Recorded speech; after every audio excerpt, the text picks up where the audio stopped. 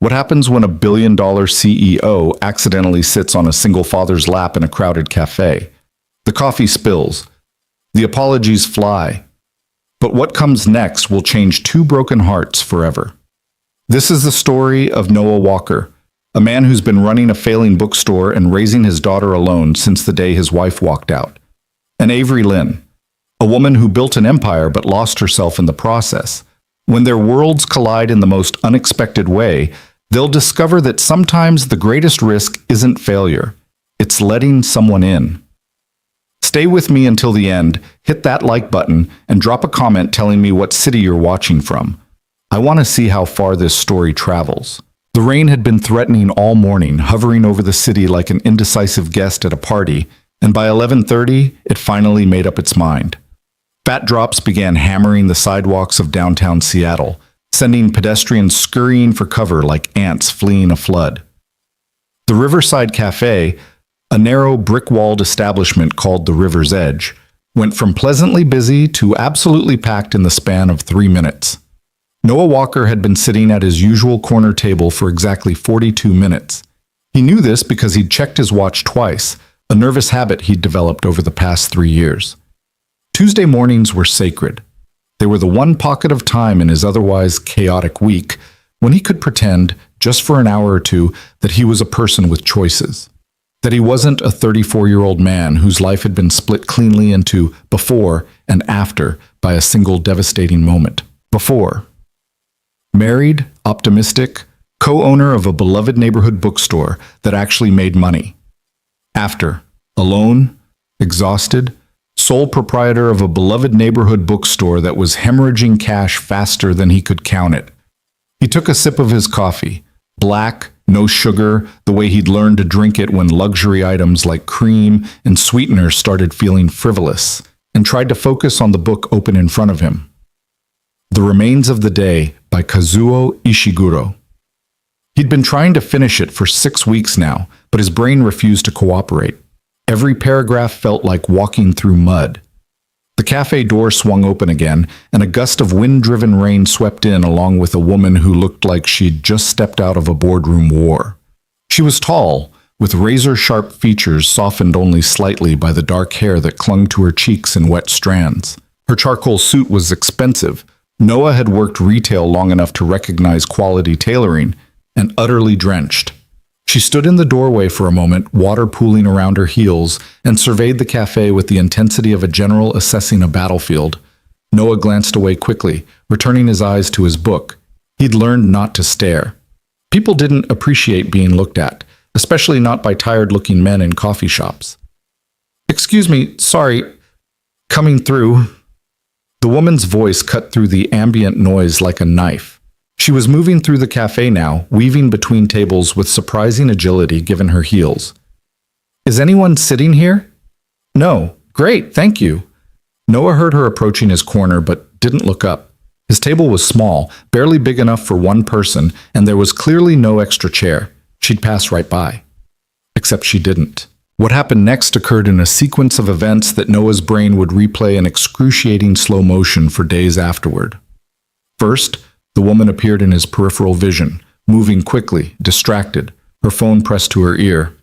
Second, she seemed to make a judgment call about the availability of the chair at his table based on a glance that lasted perhaps 1/4 of a second. Third, she sat down. Unfortunately, Noah was already occupying that chair. "Oh my!" The woman's exclamation was cut off by Noah's own surprised grunt as approximately 130 pounds of executive landed directly in his lap. His coffee cup, which he'd been holding loosely in his right hand, achieved brief flight before rotating in midair and distributing its contents in a perfect arc across the table. His book, his shirt, and most impressively, the woman's very expensive-looking laptop bag, which she'd dropped onto the table a split second before impact. For a moment, neither of them moved. The cafe seemed to hold its breath. Noah could feel the heat from the coffee soaking through his shirt. He could feel the woman's weight pressing against his thighs, her elbow digging into his ribs. He could smell her perfume, something subtle and probably criminally expensive. Most of all, he could feel the absolute mortification radiating from her in waves as her brain caught up with what had just happened. Oh God, I am so. She scrambled upward, her heel catching on the chair leg, which caused her to pitch forward instead. Noah's hand shot out on instinct, catching her by the shoulders before she could faceplant into the table. Whoa, careful. I thought you were. I didn't see. There's nowhere to sit, and I just. She finally managed to get her feet under her and spun around to face him, her face flushed scarlet. I am so incredibly sorry. I just sat on you. I literally just sat on a stranger in a coffee shop. Noah looked down at his coffee-soaked shirt, then at his ruined book. Ishiguro's prose now decorated with brown splatters, then back up at the woman, whose expression had progressed from mortified to genuinely distressed. He could see her mental calculations happening in real time. Lawsuit potential, social media disaster, career implications of assaulting random citizens with her body weight. And then something happened that surprised him more than the actual sitting incident. He laughed. It wasn't a polite chuckle or a forced attempt to ease tension. It was a real laugh, the kind that started in his chest and bubbled up before he could stop it, the kind he hadn't experienced in so long that it felt almost foreign. I'm sorry, he managed, trying to get control of himself. I'm not laughing at you. Well, I am, but not in a mean way. It's just. Another laugh escaped. That was possibly the most unexpected thing that's happened to me in 3 years. The woman stared at him like he'd started speaking Mandarin. You're laughing? Yeah. Noah grabbed a handful of napkins from the dispenser and began dabbing ineffectually at his shirt. Yeah, I guess I am. Though, in fairness, my day's already ruined, so this is just extra. Your day's ruined? She was still standing there, frozen, like she was waiting for the other shoe to drop.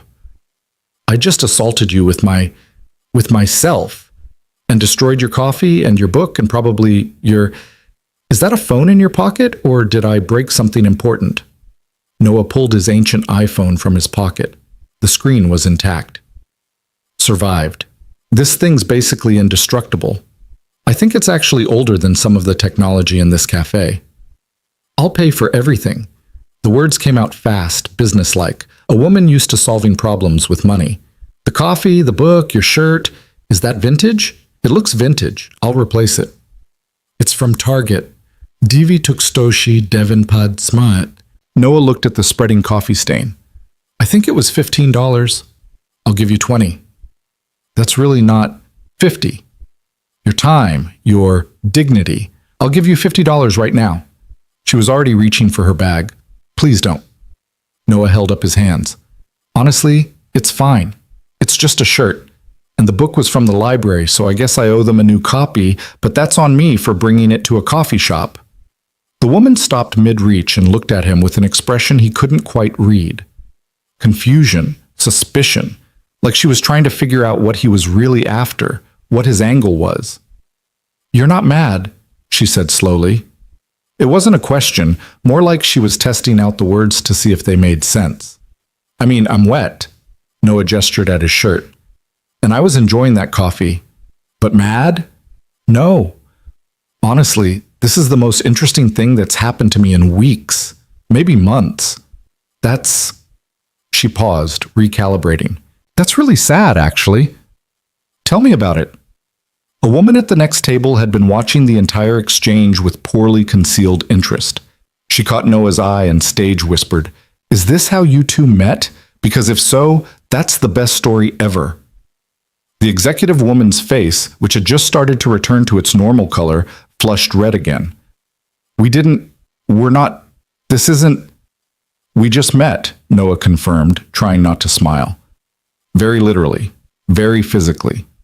The woman closed her eyes briefly as if praying for divine intervention or spontaneous invisibility. When she opened them again, she'd visibly collected herself, pulling on what Noah recognized as a professional mask. He'd seen it before on customers who came into the bookstore to buy leadership books and memoirs of successful people. The armor of competence. I should go, she said. I'll leave you alone. Again, I'm so sorry. If there's anything here. She pulled a business card from somewhere. Noah had no idea where. The woman was like a magician. and placed it on the table, carefully avoiding the coffee puddles. If you change your mind about compensation, for dry cleaning or whatever. Noah glanced at the card. Heavy stock, minimalist design. Avery Lynn, CEO, Lynn Tech Solutions. A cell phone number. An email address that was just her first name at lintechsolutions.com. CEO. Of course she was. I don't think my shirt requires dry cleaning, he said. But thank you. She nodded once, sharp and professional, then grabbed her laptop bag, now sporting several coffee stains of its own, and turned to leave. There are no seats, Noah heard himself say. She stopped, turned back. What? In the cafe. You said there were no seats. You were right. They're all taken. He gestured at his table. You already sat here once, technically.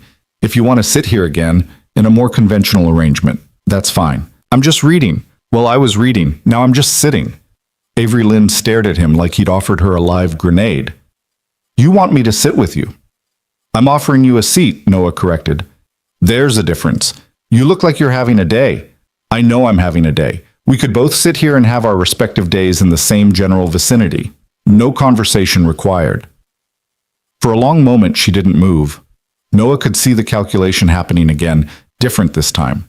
Not liability assessment, something else, something more personal. Okay, she said finally, but I'm buying you a new coffee first. What were you drinking? Black coffee. Medium. That's it? No oat milk, no vanilla, no extra shot? That's it.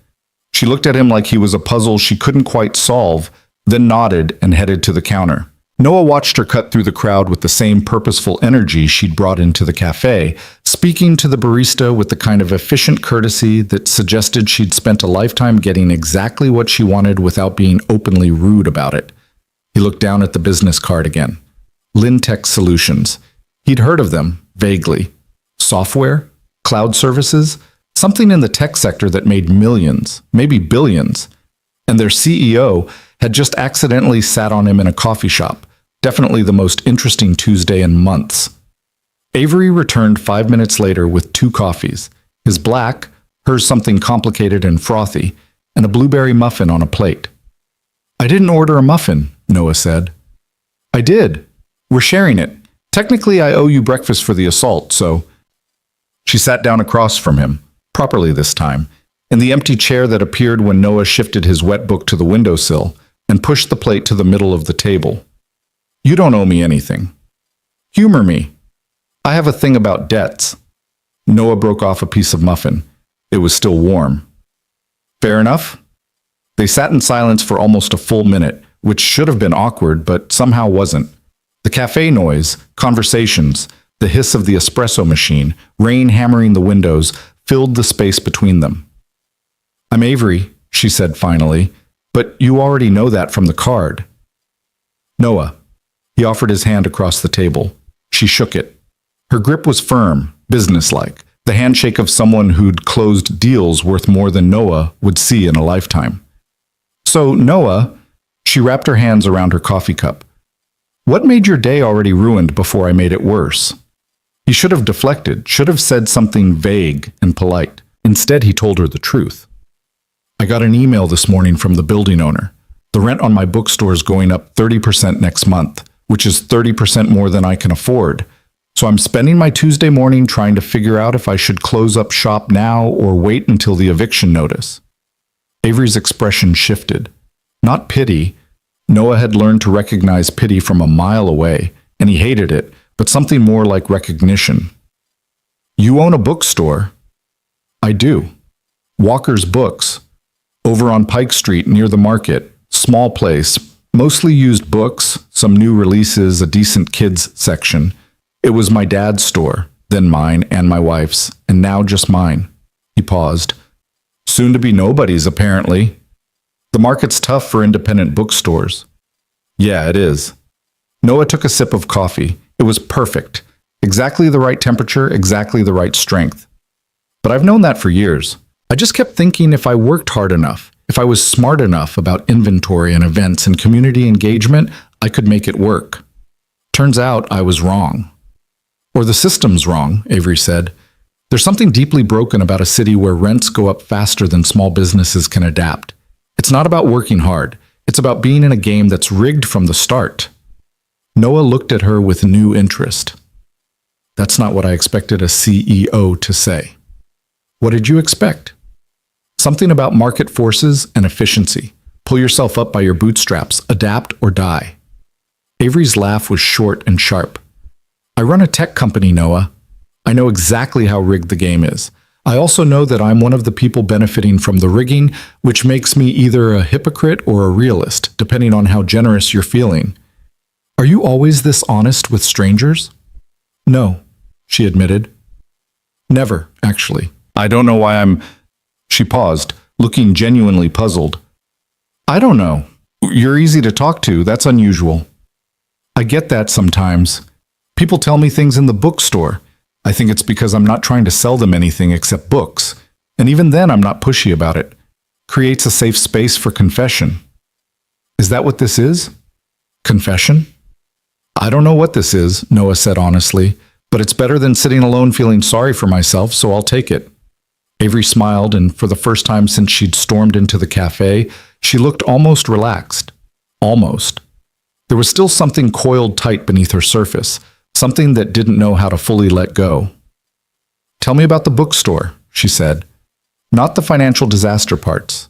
The good parts.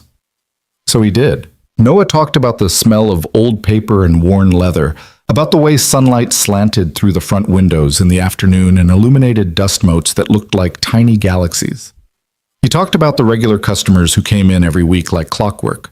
Mrs. Henderson, who only read historical romances, teenage Marcus, who was obsessively collecting every Haruki Murakami translation, old Mr. Chen, who fell asleep in the biography section every Saturday afternoon and always bought something when he woke up, like payment for the nap. He talked about the kids section in the back corner, the one he'd built himself from reclaimed wood, with beanbags and string lights, and a ceiling painted to look like a night sky. How children would sprawl on the floor for hours, completely absorbed, until their parents had to physically drag them out. He didn't mention his daughter, Lily. That felt too personal, too raw. But Avery was watching him with an intensity that suggested she heard what he wasn't saying anyway. It sounds magical, she said when he finished. It is. Or it was. I don't know anymore. Noah rubbed his eyes. Sorry, I don't usually unload on people like this. You're not unloading, I asked. Avery checked her phone, frowned, and silenced it without reading whatever message had come through. And for what it's worth, I think you should fight for it. Fight with what? I'm broke, Avery. Not struggling artist broke, actually broke. I've got about $3,000 in my business account and another $800 in personal savings. Lily's... He stopped himself. I have responsibilities that don't allow for big financial risks. Lily. He'd said her name. No taking it back now. My daughter. She's 8. Noah pulled out his phone and showed Avery his lock screen. Lily grinning at the camera, missing both front teeth, holding a stack of books almost as tall as she was. She's the real reason I can't let the store fail. It's not just a business to her. It's where she sees me being myself. Does that make sense? Avery studied the photo for a long moment. Yeah, she said quietly. That makes perfect sense. She doesn't know yet about the rent increase, the possibility of closing. I'm trying to figure out how to tell her without... Noah stopped, surprised by the tightness in his throat. Sorry. This got heavy fast. Don't apologize. Avery's voice had softened. I don't have kids. Never wanted them, honestly. But I understand legacy. I understand fighting for something that matters even when the odds suck. Is that what you do at Lintech? Sometimes, when I'm not sitting on strangers or spilling coffee on rare books. She smiled. Mostly I spend my days in back-to-back meetings, managing people who are smarter than me but less willing to make hard decisions, and trying to convince investors that our growth strategy isn't insane. Is it insane? Probably. Avery's phone buzzed again. She glanced at it, sighed, and this time she read the message. Her expression tightened. I need to go. Conference call in 20 minutes, and I'm not even close to ready. Of course. Noah stood when she did, a habit from childhood that his mother had drilled into him. Thanks for the coffee, and the muffin, and the conversation. Thanks for not pressing charges for assault. Avery shouldered her bag, then hesitated. The bookstore. Walker's Books, you said, on Pike Street? Yeah, why? No reason, just curious. She smiled, but it looked different from before. More guarded, more calculated. The CEO mask sliding back into place. Good luck, Noah. With everything. You too. He watched her leave, cutting through the crowd with the same purposeful energy she'd brought in with, phone already pressed to her ear before she hit the door. The rain had slowed to a drizzle, and through the window he could see her pause under the cafe awning, speaking rapidly to whoever was on the other end of the call, her free hand gesturing emphatically. Then she was gone, disappearing into the city like she'd never been there at all. Noah sat back down. His coffee was cold now, and his shirt was still wet, and the business card was still sitting on the table next to the empty muffin plate.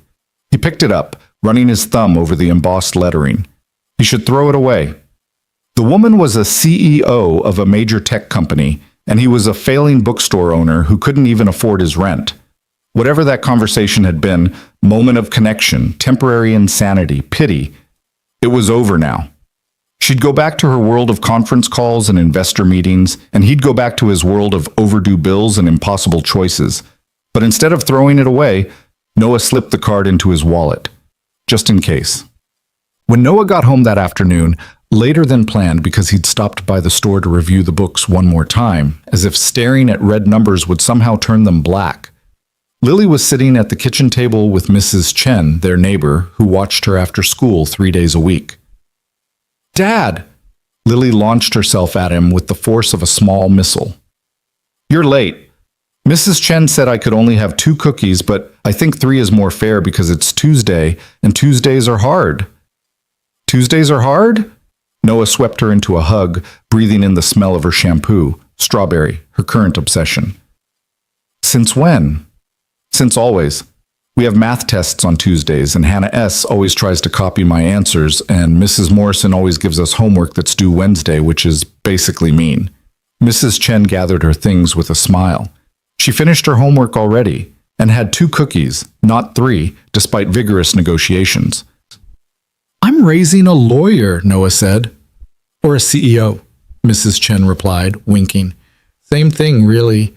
See you Thursday, Lily Bean. After she left, Noah made grilled cheese sandwiches, his specialty, the only meal he could prepare with genuine confidence, and listened to Lily's detailed report on her day. Hannah S.'s attempted test fraud, the tadpoles in the science classroom that were supposed to turn into frogs but seemed to be taking forever about it, the book she'd finished during lunch, something about dragons and friendship and a girl learning to fly. She was so alive, so present, so completely herself. 8 years old and already more emotionally intelligent than Noah had been at 30. She got that from her mother, the good parts. The curiosity, the fearlessness, the ability to find joy in small things, not the leaving. That was all her mother's too, but Lily didn't know that yet. She thought her mother lived far away and couldn't visit. She thought it was about distance, not choice. Noah had no idea how long he could maintain that fiction. Dad, you're doing the staring thing again. He blinked. Lily was watching him with concern, her grilled cheese halfway to her mouth. Sorry, Bean, just thinking. About the store? His daughter was too perceptive. What makes you think I'm thinking about the store? You always get this look, like you're trying to solve a really hard puzzle but all the pieces are missing. She took a bite of sandwich, chewed thoughtfully. Is the store okay? Noah made a split-second decision. Not the whole truth, she didn't need that burden, but not a complete lie either. The store's having a tough time right now, he said carefully. But I'm working on it. Nothing for you to worry about. Can I help? You already help, every day. He reached across the table and squeezed her hand. You're my secret weapon, you know that? That's not a real answer. It's the realest answer I've got right now. Lily studied him for a moment longer, then seemed to accept this. Okay. But if you need help for real, I have $7 in my piggy bank. You can borrow it. Noah had to look away before she could see his eyes getting wet. That's a very generous offer. I'll keep it in mind. That night, after Lily was asleep, after 2 bedtime stories, 3 glasses of water, and 1 long conversation about whether tadpoles had feelings, Noah sat at his laptop and forced himself to look at the numbers again. Income. Barely enough to cover utilities and a percentage of rent. Expenses. Everything else. Savings. Laughable. Options. None that he could see. He could ask for a loan, but his credit was shot from the divorce. He could look for investors, but who invested in failing bookstores? He could sell, but there were no buyers for a business with negative equity. He could close and find a regular job, something steady with benefits and a salary, but the thought of telling Lily they were losing the store made him physically ill. He was trapped in a maze with no exit, and the walls were closing in. Noah closed the laptop and picked up his phone instead. Opened Instagram, scrolled mindlessly through posts from people whose lives seemed infinitely more functional than his. A former classmate's vacation photos, a cousin's new baby, someone's artfully arranged breakfast. And then, almost without thinking, he typed Lintech Solutions into the search bar. The company's page was exactly what he'd expected: sleek, professional, full of photos of smiling employees and press releases about innovation and growth. But when he searched for Avery Lynn specifically, he found something else. Her personal account was private, but her professional one was public. Photos of her at conferences, shaking hands with people in expensive suits, articles she'd been featured in. Forbes, TechCrunch, Wired. A TED Talk about disruption and adaptation that had 2 million views. He clicked on the TED Talk, watched her command the stage with the same intensity she'd brought to the coffee shop. She was brilliant, clearly. Articulate and confident and completely in control. The kind of person who saw problems as opportunities and obstacles as challenges to overcome. The kind of person who lived in a completely different universe than Noah Walker. He closed the browser, feeling foolish. What was he doing? She'd sat on him by accident, bought him a coffee out of guilt, and listened to him unload his problems for 30 minutes. That didn't mean anything. That wasn't the beginning of anything. But when Noah finally went to bed, he dreamed of a riverside cafe and a woman who laughed like she'd forgotten how, and the possibility, however remote, that sometimes accidents led to something unexpected, something like hope. The next morning arrived with the kind of gray drizzle that made Seattle feel like it was wrapped in wet wool. Noah was measuring coffee grounds into the ancient machine in his kitchen when his phone buzzed with an email notification. He almost ignored it. Most of his emails lately were either automated reminders about unpaid invoices or cheerful newsletters from book distributors he could no longer afford to order from. But something made him check. The subject line stopped him cold. Walker's Books. Interested Party Inquiry. His heart did something complicated in his chest as he opened it. The message was brief, professional, and completely unexpected. Mr. Walker, I came across your store's information and would like to discuss a potential collaboration opportunity. Would you be available for a brief meeting this week? I'm happy to work around your schedule. Best regards, A. Martinez, Community Outreach Coordinator. There was a phone number at the bottom and a corporate email signature that meant nothing to Noah.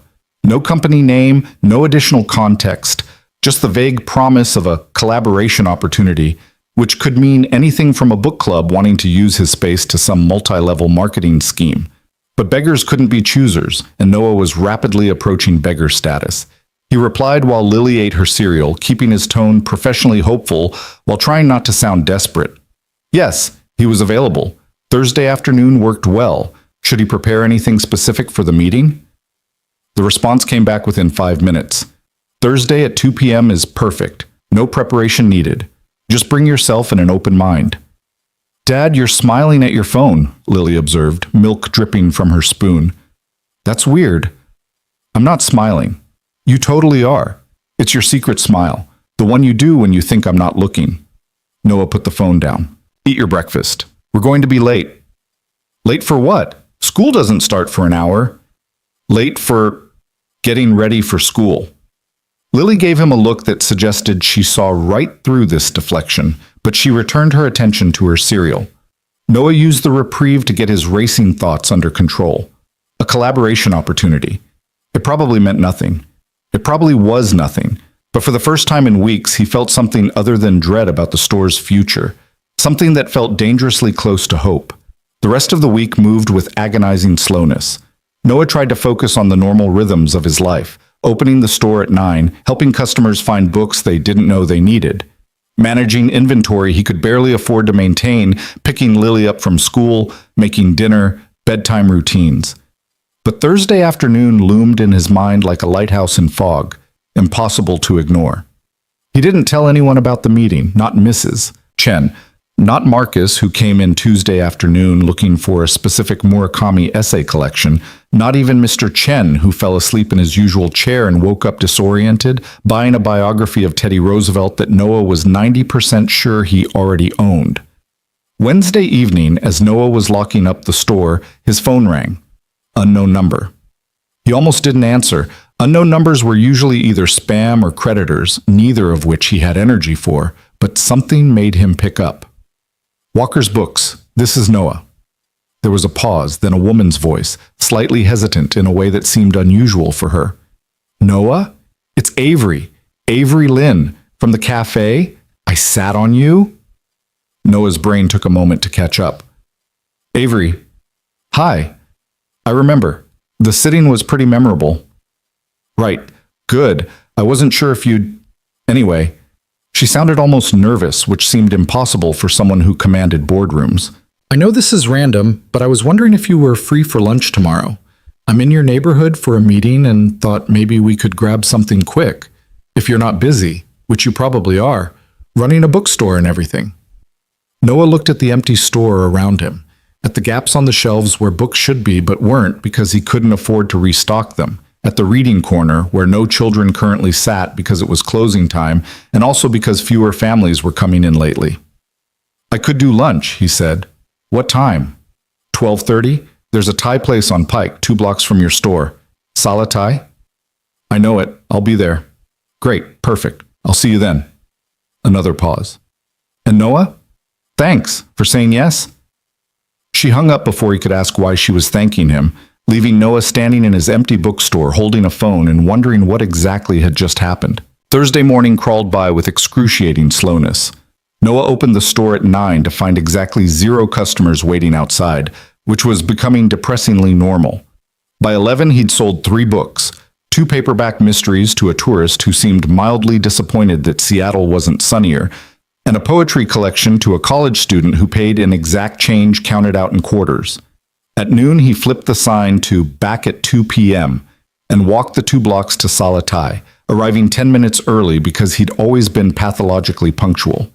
The restaurant was small and crowded, smelling powerfully of lemongrass and chili. Noah got a table near the window and tried not to obsess over the fact that he was having lunch with the CEO for reasons he didn't entirely understand. Avery arrived at 12:30 exactly, wearing dark jeans and a cream-colored sweater that probably cost more than Noah's monthly grocery budget. She looked different than she had at the cafe, less armored, more human. Her hair was pulled back in a simple ponytail, and she wasn't wearing makeup that he could see. "You're here," she said, sliding into the seat across from him. "I was half convinced you'd stand me up." "Why would I stand you up?" "I don't know. Because I'm weird and pushy and called you out of nowhere to have lunch for no clear reason?" "Is there no clear reason?" Avery picked up the menu, studied it with unnecessary intensity. "There's a reason. I'm just not sure it's clear." A server appeared and they ordered pad thai for Noah, some kind of curry for Avery, Thai iced teas for both. The restaurant was loud enough that their conversation felt private despite the crowded tables around them. "So," Noah said when the server left, "what's the mysterious reason?" Avery set down her menu and met his eyes. "I can't stop thinking about your bookstore." "My failing bookstore. Your beloved bookstore that's failing because of systemic problems beyond your control." She leaned forward slightly. "I looked you up, Noah. Walker's Books has been in your family for 35 years. Your father started it. You took over after he died, and by all accounts it was a community institution until about 3 years ago when everything went sideways." Noah felt something cold settle in his stomach. "You researched me." "I researched the store." "There's a difference." Avery didn't look apologetic. "I wanted to understand what I was dealing with before I made an offer." "What kind of offer?" Their drinks arrived, buying Avery a moment to formulate her answer. She took a long sip of her Thai tea, then set it down with deliberate care. I want to help you save the store, she said simply. Not as charity, as an investment, a real one, with terms and expectations and a proper business plan. But I think Walker's Books is exactly the kind of small business that deserves to survive. And I think with the right support, it could not just survive, but actually thrive. Noah stared at her. You want to invest in my bookstore? Yes. Why? Because I have money, and you have something worth saving. Avery's expression was completely serious. And because I'm tired of watching tech companies eat cities alive while small businesses die. I know I'm part of that problem. Lintech's growth has contributed to rising rents and displacement all over Seattle. But maybe I can be part of the solution too, in a small way, starting with one bookstore. That's... Noah stopped, trying to find words for the tangle of emotions in his chest. Hope, suspicion, confusion, something dangerously close to anger. That's not how this works. You don't just invest in failing businesses because you feel guilty about gentrification. Why not? Because it's not sustainable. Because guilt isn't a business model. Because, he lowered his voice, aware that people at nearby tables were probably listening. Because you don't know me, Avery. We had one conversation. You sat on me and bought me a coffee and listened to me complain for half an hour. That's not a foundation for a business relationship. You're right, Avery agreed, which is why I'm not offering you anything today. I'm asking if you'd be willing to have a real conversation about the possibility. Let me see the store, meet with you properly, go through your books, the financial kind, not the reading kind. Let me understand what's actually broken and whether it can be fixed. If it can't, I'll walk away and we'll forget this conversation ever happened.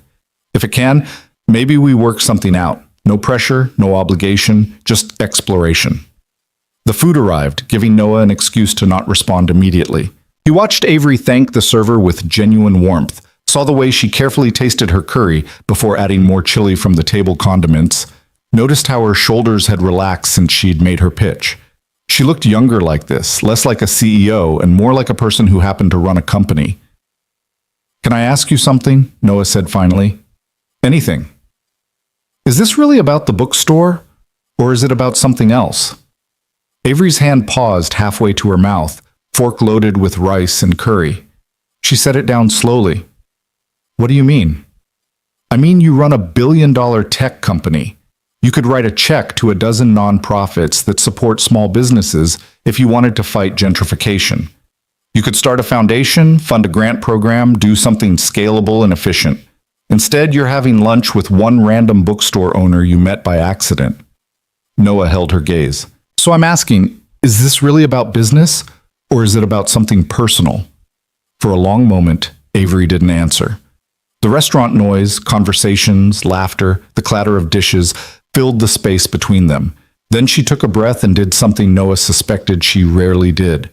She told the truth. My grandmother owned a bakery in San Francisco, she said quietly, in the Richmond district. She opened it in 1982 after she immigrated from Taiwan, and it was her entire world. She made these incredible pineapple cakes and moon cakes for Mid-Autumn Festival, and this specific type of milk bread that people would line up for. The neighborhood loved her. She loved the neighborhood. It was...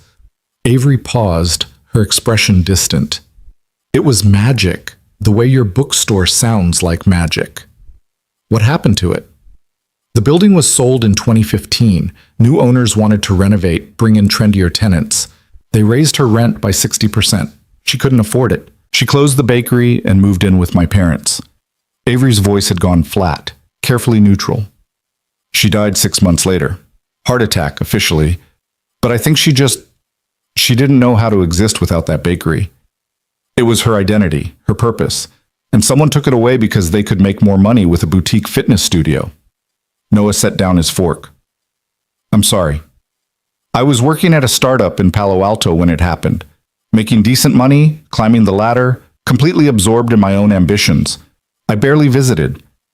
I kept meaning to, but there was always another launch, another crisis, another reason why I couldn't take a weekend. Avery met his eyes, and her expression was raw in a way that made Noah's chest ache. I never got to say goodbye to her, or to the bakery. And I've spent the last 9 years telling myself I'd make it right somehow. That I'd find a way to matter that wasn't just making rich people richer. And you think investing in my bookstore will do that? I think it's a start. Avery picked up her fork again, pushed food around her plate without eating. Or maybe I'm just projecting my guilt onto your situation, and this is all self-indulgent nonsense. I honestly don't know anymore. But when you talked about your store on Tuesday, about your daughter, about fighting for something that matters, it felt real. It felt like the opposite of everything I spend my days doing, and I wanted to be part of it, even in a small way. Noah absorbed this, turning it over in his mind. The explanation made sense. It was human and complicated and probably true, but it also scared him because hope was a dangerous thing, and he'd learned not to trust it. I need to think about this, he said finally. Of course. And if I say yes to letting you look at the store, I'm not promising anything beyond that. You might look at my books and realize it's a lost cause. That's fair. And I have a daughter, Avery. Whatever happens with the store, I can't take risks that might hurt her. She's been through enough already. Something shifted in Avery's expression. Understanding, maybe, or recognition. I would never ask you to risk your daughter's well-being. That's a line I won't cross. They finished lunch talking about safer topics. The neighborhood, the ridiculous Seattle weather, a book Avery had just finished that Noah had actually read years ago. The conversation flowed easily, naturally, like they'd known each other longer than a week, like they were friends instead of strangers dancing around a business proposition that might save Noah's life or might blow up spectacularly in his face. When the check came, Avery grabbed it before Noah could protest. "This one's on me," she said. "Next time you can buy me coffee. At your store." That's assuming there is a next time. There will be, she smiled. I'm optimistic like that. Noah walked back to the bookstore alone, his head spinning with possibilities and dangers. He had a meeting at 2 with the mysterious A. Martinez about some collaboration opportunity, and now he had a potential investor who wanted to save his store for reasons that were equal parts business and grief. His life had gone from quietly desperate to complicated in the span of 1 week, and he had no idea how to feel about that. The store was still empty when he unlocked the door at 1:50. Noah used the 10 minutes before the meeting to tidy shelves that didn't need tidying and reorganize the front display for the 3rd time that week. Nervous energy, the kind that made him want to clean or run or do something physical with his hands. At exactly 2 o'clock, the bell above the door chimed. Noah turned from the shelf he'd been alphabetizing and felt the world tilt sideways. The woman who entered wasn't A. Martinez, it was a girl, a child. 8 years old, wearing a purple backpack covered in star stickers and clutching a piece of paper like it held the secrets of the universe. It was Lily. And behind her, looking apologetic and amused in equal measure, was Mrs. Chen. "Dad!" Lily's face lit up with the kind of pure joy that made Noah's heart hurt. "Surprise! I'm the collaboration opportunity." Noah looked from his daughter to Mrs. Chen, his brain struggling to process this development. "What?" Mrs. Chen stepped forward, smiling. "Lily came to me on Monday with a business proposal. A very detailed business proposal, actually. She wants to start a kids' book club at the store, Tuesday afternoons right after school. She's already recruited 5 friends and she made flyers." Mrs. Chen held up a sheet of paper covered in Lily's careful handwriting and enthusiastic illustrations. "I told her she needed to present it to you professionally, so we scheduled a meeting. I sent the email as A. Martinez because, well, that's my maiden name, and Lily thought you wouldn't take it seriously if you knew it was from her." Noah stared at his daughter, who was practically vibrating with excitement. "You scheduled a business meeting with me?" he asked. "Yes, a real one, with an agenda and everything." Lily pulled a folded paper from her backpack. "See? Agenda item 1. Introduce the kids' book club concept. Agenda item 2. Explain how it will bring more customers to the store. Agenda item 3. Discuss my compensation requirements." Compensation requirements. "I want to be paid in books. 1 per month. My choice." Lily's expression was completely serious. "That's very reasonable, Dad." Mrs. Chen said most consultants charge way more. Noah looked at Mrs. Chen, who was clearly trying not to laugh. "You helped her with this?" "She came up with it entirely on her own. I just helped with the professional framing, and the email, obviously. Mrs. Chen squeezed Lily's shoulder. I'll leave you two to your meeting. Good luck, Lily Bean. Remember what we practiced about projecting confidence. After Mrs. Chen left, Noah gestured to the reading corner. Shall we sit? They settled into the beanbags, and Lily carefully unfolded her agenda. For the next 20 minutes, Noah's 8-year-old daughter presented the most thorough and passionate business pitch he'd heard in years. She'd thought of everything: meeting time, participant limits, book selection process, parental permission requirements, snack protocols. She'd even created a survey to gauge interest among her classmates and had collected signed commitment forms from 5 kids whose parents had agreed to bring them. And the best part, Lily concluded, her eyes shining, is that all the parents will have to come into the store to pick us up. Mrs. Chen says that's called foot traffic, and when parents are waiting, they might buy books, which means more money for the store, which means we don't have to close. Noah's throat felt tight. You know about that? I'm 8. Not stupid, Dad. Lily's voice softened. I hear things. I know the store is in trouble. I know you're worried all the time, even though you try to hide it. So I made a plan to help, because that's what families do. Noah pulled his daughter into a hug, pressing his face against her hair so she wouldn't see the tears in his eyes. When did you get so smart? I've always been smart. You just don't always notice because you're busy being stressed. Fair point. Noah pulled back, looked at her seriously. Okay, I accept your proposal. The kids' book club launches next Tuesday. Your compensation package is approved, 1 book per month, your choice. And Lily? Yeah? Thank you for caring about this place as much as I do. Lily grinned, gap-toothed and brilliant. It's our place, Dad. That's the whole point. That evening, after Lily was asleep, Noah sat at his laptop and wrote 2 emails. The first was to Avery. You can look at the store. Saturday morning, 10 a.m., if that works for you.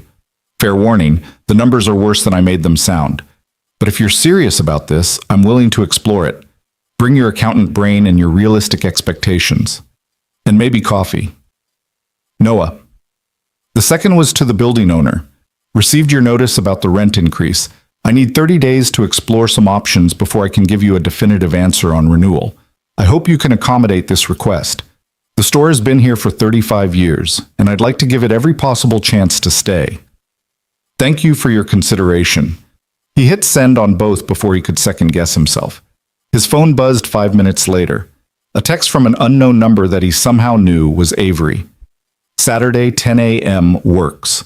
I'll bring the coffee and the realistic expectations. See you then. Noah looked around his small apartment, at the stack of unpaid bills on the counter, at Lily's backpack spilling over with books and papers, at the framed photo of his father on opening day of Walker's Books in 1988, grinning like a man who'd just won the lottery. His father had believed in impossible things. He'd believed that a small bookstore could matter, that stories could change lives, that community was worth more than profit. And he'd been right. For 35 years, he'd been right. Maybe it was time for Noah to start believing in impossible things, too. The next day brought a steady trickle of customers. Not enough to save the store, but enough to remind Noah why it mattered. A teenager looking for college essay inspiration. An elderly man buying poetry for his wife's birthday. A mother with twins who spent 45 minutes in the kids section while Noah read picture books in different voices until his throat hurt. And at 3:30, something unexpected happened. The door chimed and a woman entered, professional, polished, carrying a leather portfolio. She approached the counter where Noah was processing a return and smiled. Mr. Walker, I'm Jennifer Huang. I write for the Seattle Observer. I'm doing a series on small businesses fighting to survive in the current economy, and I heard Walker's books might be a good story. Would you be willing to talk to me? Noah blinked. How did you hear about us? An anonymous tip. Someone sent me a very detailed email about your store's history and community impact. They seem to think your story deserved to be told. Jennifer pulled out a notebook. So what do you say? Can I buy you a coffee and ask you some questions? Noah thought about Avery, about mysterious emails and unexpected interventions. He thought about his father, who'd never turned down a chance to talk about books. He thought about Lily, who'd scheduled herself a business meeting to save the store she loved. Yeah, he said, I can do that. Let me just lock up. They went to the cafe down the street, not the river's edge where this had all started, but a smaller place that Noah frequented. Jennifer asked thoughtful questions about the store's history, its struggles, its place in the neighborhood. She asked about his father, about Lily, about what it meant to fight for something even when the odds were impossible. Noah answered honestly, about the rent increase, the dwindling customer base, the choice between closing or trying something desperate, about believing in the value of physical bookstores even in an Amazon world, about teaching his daughter that some things were worth fighting for even when fighting seemed futile. "And are you?" Jennifer asked. Jennifer's. "Fighting or preparing to close?" Noah thought about Saturday morning, about Avery coming to look at his books, about Lily's book club launching on Tuesday, about the fragile new possibility that maybe, just maybe, there was a path forward he hadn't seen before. "I'm fighting," he said, "for as long as I can." The article ran online that evening and in print the next morning. It was fair, well-written, and heartbreaking in the way that stories about dying things always are. Jennifer had captured something essential about Walker's books, not just what it was, but what it meant, what it represented. By noon on Friday, Noah's phone was ringing off the hook. Customers he hadn't seen in months stopped by to buy books and offer support. The local news called asking for an interview. A bookstagrammer with 50,000 followers posted about the store, encouraging her audience to shop local. Someone set up a GoFundMe without asking permission, and it raised $3,000 in 6 hours. It was overwhelming and humbling and terrifying because Noah knew this might be a temporary spike, a brief surge of attention that would fade when the next story came along. But it was also undeniably, powerfully real. People cared. The neighborhood cared. And maybe that mattered more than he'd allowed himself to believe. Saturday morning arrived with unexpected sunshine, the kind that made Seattle feel like it had been forgiven for something. Noah opened the store an hour early to prepare for Avery's visit, though he wasn't sure what preparing actually meant. He'd printed out 5 years of financial statements, organized his tax returns, made a folder of every invoice and receipt he could find. His business's entire history, reduced to paper. Avery arrived at exactly 10, carrying 2 cups of coffee and wearing jeans and a casual jacket that made her look like a normal person instead of a CEO. She handed Noah his coffee, black, no sugar, remembered from their first meeting, and looked around the store with undisguised curiosity. "It's smaller than I pictured," she said. "Is that bad?" "It's perfect. It feels like a secret, like a place you'd stumble into and never want to leave." She walked slowly through the aisles, running her fingers along spines, pausing to read handwritten shelf talkers that Noah had created to recommend specific books. "Who wrote these?" "I did. And my dad. Some of them. The older cards are his handwriting." Avery stopped at a card that read, "If you've ever loved someone who didn't love you back, this book will break your heart," and then carefully put it back together. "R.W., your dad recommended heartbreak books?" "He recommended everything. He believed every book had its perfect reader, and his job was to make the introduction." "Did it work?" "Depends on your definition of work. He never got rich, but he changed a lot of lives, including mine." They spent the next 2 hours going through Noah's finances in excruciating detail. Avery asked questions that were both kind and relentless, digging into every number, every assumption, every decision Noah had made or failed to make. She didn't judge, but she didn't let him hide either. When they finished, she sat back in her chair and was quiet for a long moment. "Okay," she said finally. "Here's what I see.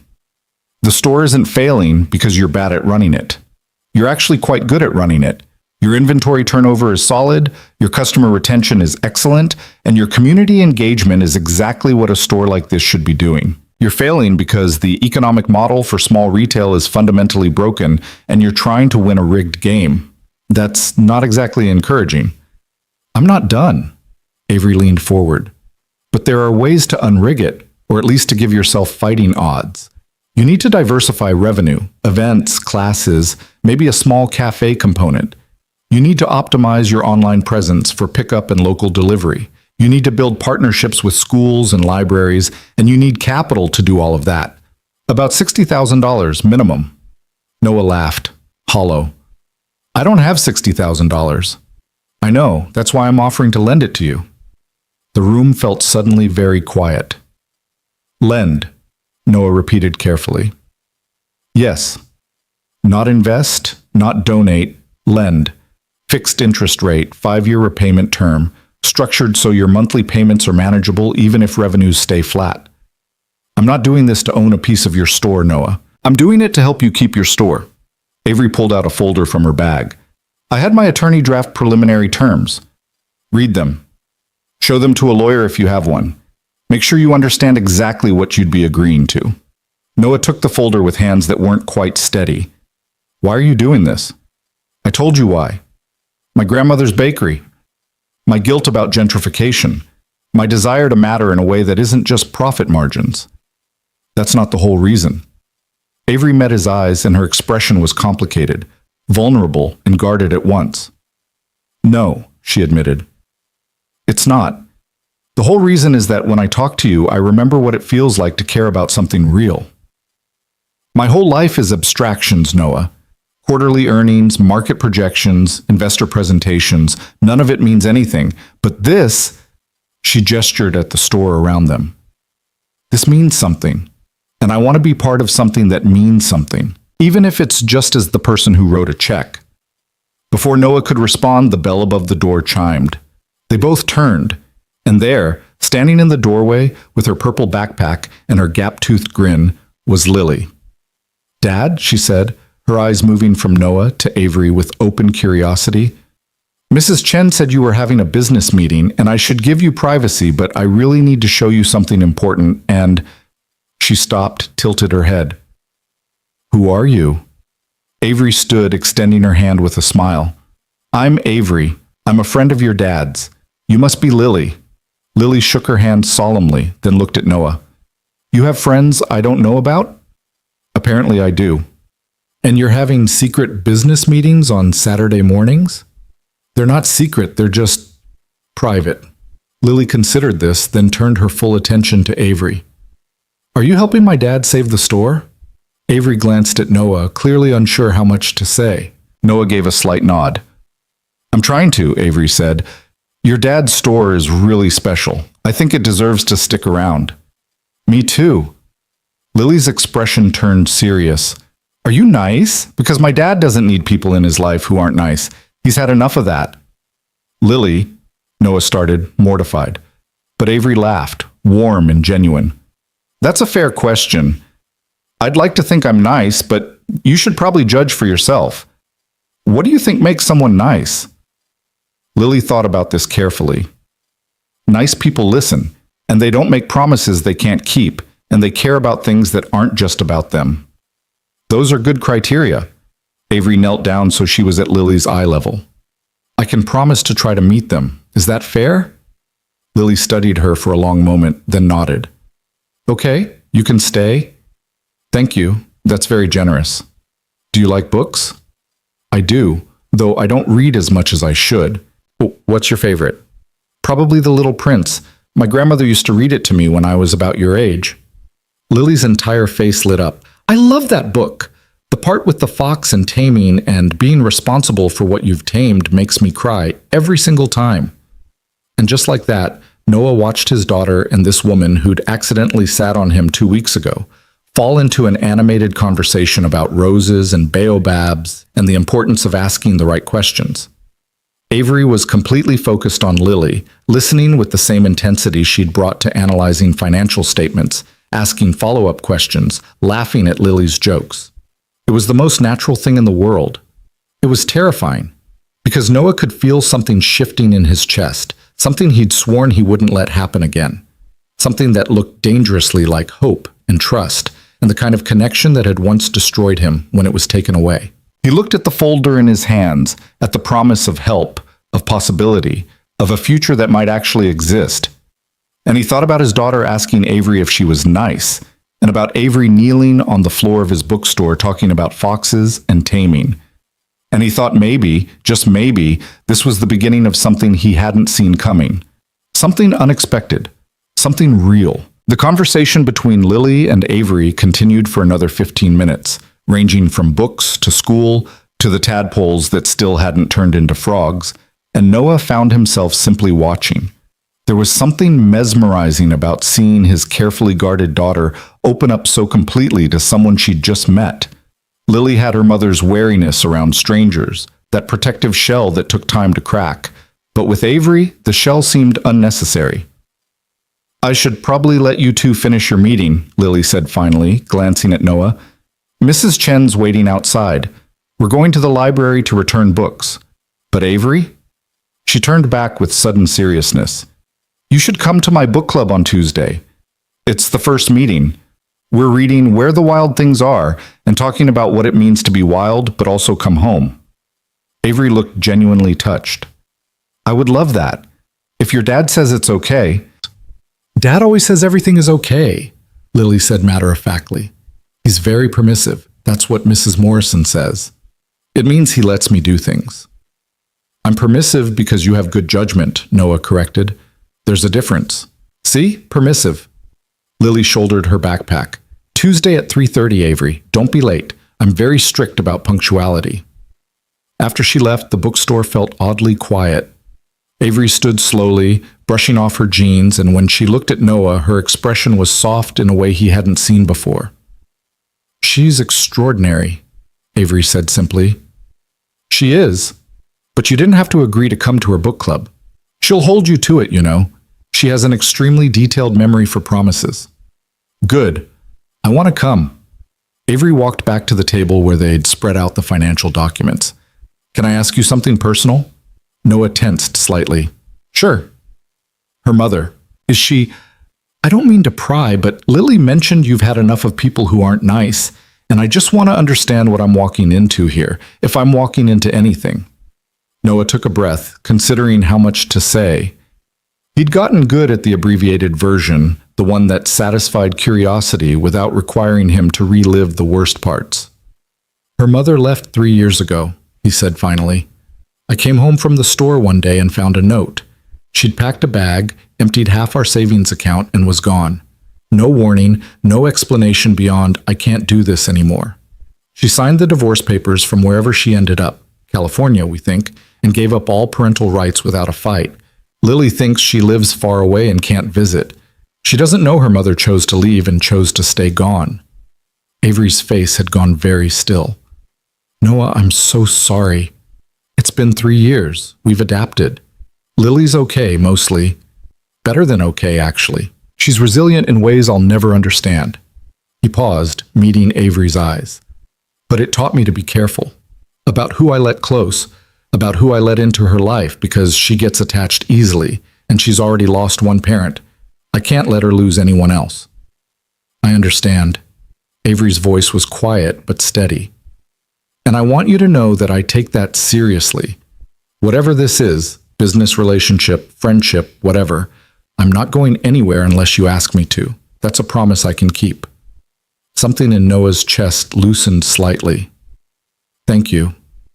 "So," Avery tapped the folder with the loan terms. "Read these. Think about it. Talk to a lawyer if you want, though I promise they're fair. Take your time. This offer isn't going anywhere." "How much time?" "As much as you need, though if you want my advice." She smiled slightly. "Don't overthink it. Sometimes the scariest decisions are the right ones." After Avery left, Noah sat alone in the quiet store and read through the loan documents.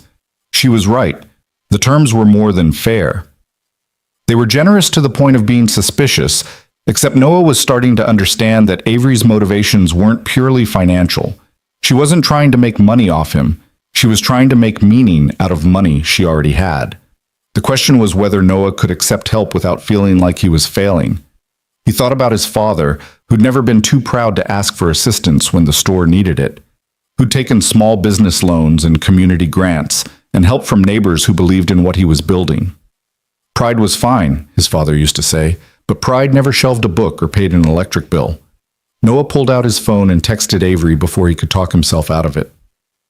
"I don't need time. The answer is yes. When do we start?" The response came quickly. "Monday morning. Bring coffee and ideas. We have a bookstore to save." That night, after Lily was asleep, Noah did something he hadn't done in months. He allowed himself to imagine a future where the store survived, where Lily's book club became a regular fixture, where the revenue streams diversified, where customers returned not out of sympathy, but because Walker's books offered something Amazon couldn't replicate. He imagined a year from now, 2 years, 5. He imagined Lily at 13, at 16, still coming to the store after school, still believing in the magic of physical books. He imagined not being alone in the fight anymore. It was a dangerous thing to imagine, but for once Noah let himself feel the hope without immediately crushing it with realism. Monday morning arrived cold and clear. Noah opened the store early, made a fresh pot of coffee in the tiny back room that served as his office, and waited. Avery arrived at 8 with a laptop bag and an energy that suggested she'd been awake for hours. "Okay," she said, spreading papers across the reading table. "I've been thinking all weekend. Here's what I propose. Phase 1. Immediate stabilization. We negotiate with your landlord, get that rent increase reduced or delayed. We optimize your online presence, new website, better social media, email newsletter to your customer base. We create a membership program, something that gives regulars a reason to commit financially. Phase 2. Revenue diversification. We add a small cafe component, nothing complicated, just coffee and pastries from a local bakery. We launch educational programming, writing workshops, book clubs for different age groups, author events. We partner with schools for bulk orders and literacy programs. Phase 3. Community investment. We make this store essential to the neighborhood again, not just nice to have, but actually necessary." Noah listened, feeling simultaneously energized and overwhelmed. "That's a lot of phases." "It's a lot of work," Avery agreed. "But it's doable. I can help with the planning and initial setup, but you'll need to hire someone part-time to help execute. You can't do this alone anymore, Noah. That's part of the problem. You've been treating this like a one-man operation when it needs to be bigger than that." "I can't afford to hire anyone." "The loan covers staffing costs for the first year. After that, if the revenue projections hold, you'll be able to afford it yourself." Avery pulled out a spreadsheet. "I ran the numbers 3 different ways. Conservative estimate, moderate estimate, optimistic estimate. Even in the conservative scenario, you're profitable within 18 months. Noah studied the spreadsheet, looking for the catch. There had to be a catch. People didn't just offer this kind of help without wanting something in return. "What do you get out of this?" he asked. "And don't say it's just about your grandmother's bakery or fighting gentrification. There's something else, I can tell." Avery was quiet for a moment, her fingers drumming on the table. Then she sighed and met his eyes. "You want the honest answer?" "Always." "I'm lonely," she said simply. "I run a company with 300 employees and I'm the loneliest person I know. I have colleagues, but not friends. I have networking contacts, but not real connections. I go to events and smile and shake hands and talk about market share, and then I go home to an empty apartment and eat takeout in front of my laptop and wonder what the point of any of it is." She paused, her voice dropping. "And then I sat on you in a coffee shop and you laughed. You actually laughed, like it was funny instead of a lawsuit waiting to happen. And when we talked, you were real. Not performing, not networking, just real. And I realized I couldn't remember the last time I'd had a conversation that felt like that." Noah felt something shift in his chest, a recognition that went bone deep. "So this is about connection. This is about trying to build something real in a life that feels increasingly artificial," Avery said. "The bookstore is real. Your daughter is real. You're real. And I want to be part of that. Even if it's just as the person who helped save the store, even if it's just showing up to an 8-year-old's book club on Tuesday afternoons, I want to matter to something that isn't measured in quarterly earnings." The vulnerability in her voice was painful to hear. Noah understood it too well, that desperate need to mean something beyond what you could produce or earn or achieve. He'd felt it every time a customer told him the store had changed their life. Every time Lily dragged a friend over to show them her favorite corner, every time he shelved a book and knew exactly which reader would fall in love with it. "Okay," he said, "then let's do this. All of it. The phases, the plan, the whole thing. But on one condition." "What's that?" "You have to actually be here. Not just financially, not just strategically. You have to show up. To the book club, to the events we plan, to the hard days when nothing works and we're both questioning our sanity. If we're building something real, it requires real presence. Can you do that? Avery smiled, and it transformed her face. Yeah, I can do that. They spent the next 4 hours working through logistics with an intensity that surprised Noah. Avery had clearly done her homework. She knew retail trends, community business models, and creative financing strategies that Noah had never even heard of. But she also listened when he talked about the neighborhood, the customers, the intangible things that made Walker's books special. They were a strange team, the CEO and the struggling bookstore owner, but somehow it worked. By noon, they had a plan. By 1, they drafted an email to the landlord. By 2, Avery had called in a favor from a designer friend who agreed to revamp the store's website for a fraction of the normal cost. You're terrifyingly efficient, Noah observed, watching her fire off another email. I'm terrifyingly bored with my actual job, Avery countered. This is the most interested I've been in anything in months, years maybe. That's sad. It really is. She closed her laptop. I should go. I have a board meeting at 4 and I need to pretend I've been focused on Lintech instead of bookstore rescue operations. Thank you, Noah said, for all of this. I know I keep saying that, but I mean it. Stop thanking me. We're partners now. Partners don't thank each other. They just show up and do the work. Avery stood, slinging her bag over her shoulder. I'll see you Tuesday, 3:30, book club. I'm reading Where the Wild Things Are tonight to prepare. After she left, Noah stood in the quiet store and let himself feel the full weight of what had just happened. He'd accepted help. He'd let someone in. He'd agreed to trust another person with something precious and fragile. It was absolutely terrifying. It was also, possibly, the smartest thing he'd done in 3 years. Tuesday afternoon arrived faster than Noah expected. The first meeting of Lily's book club was scheduled for 3:30, and by 3:15 the store was already chaos. 6 children, Lily had recruited one more since her initial pitch, were scattered around the reading corner in various states of excitement and sugar-fueled energy. Their parents lingered near the door, clearly unsure whether to stay or go. You can browse, Noah told them, or grab coffee next door and come back in an hour. The kids will be fine. Most of them chose to browse, which Noah had predicted. Captive audience, just like Lily had planned. At 3:28, Avery walked in carrying a bag from a local bakery. I brought cookies, she announced. I hope that's okay. I checked with 3 different parenting blogs and they all said cookies are acceptable book club snacks as long as they're nut-free. Lily's face lit up like Christmas morning. You came! I promised I would. I take promises seriously. Avery set the cookies on the table and looked around at the assembled children. So, we're talking about where the wild things are, right? Who wants to start? What followed was the most chaotic, wonderful, completely unstructured literary discussion Noah had ever witnessed. The children talked over each other, went off on tangents, debated whether Max was brave or just reckless, argued about whether the wild things were real or imaginary, and somehow circled back to profound observations about loneliness and belonging, and the importance of someone waiting with dinner still hot. Avery sat on the floor with them, contributing occasional questions, but mostly just listening. She took them seriously in a way that adults often didn't with children, treating their observations as genuinely valuable rather than cute. When a shy boy named Marcus, not teenage Marcus the Murakami collector, but a different younger Marcus, quietly mentioned that he sometimes felt wild inside and didn't know how to come home, Avery didn't dismiss it or redirect. She just nodded and said, "Me too. I think everyone feels that way sometimes." The boy looked at her like she'd given him something precious.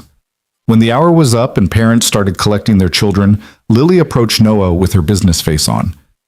"Dad, we need to discuss expansion." "Expansion?" 3 more kids want to join next week. That's 9 total. I think we need to cap it at 10 for optimal discussion quality.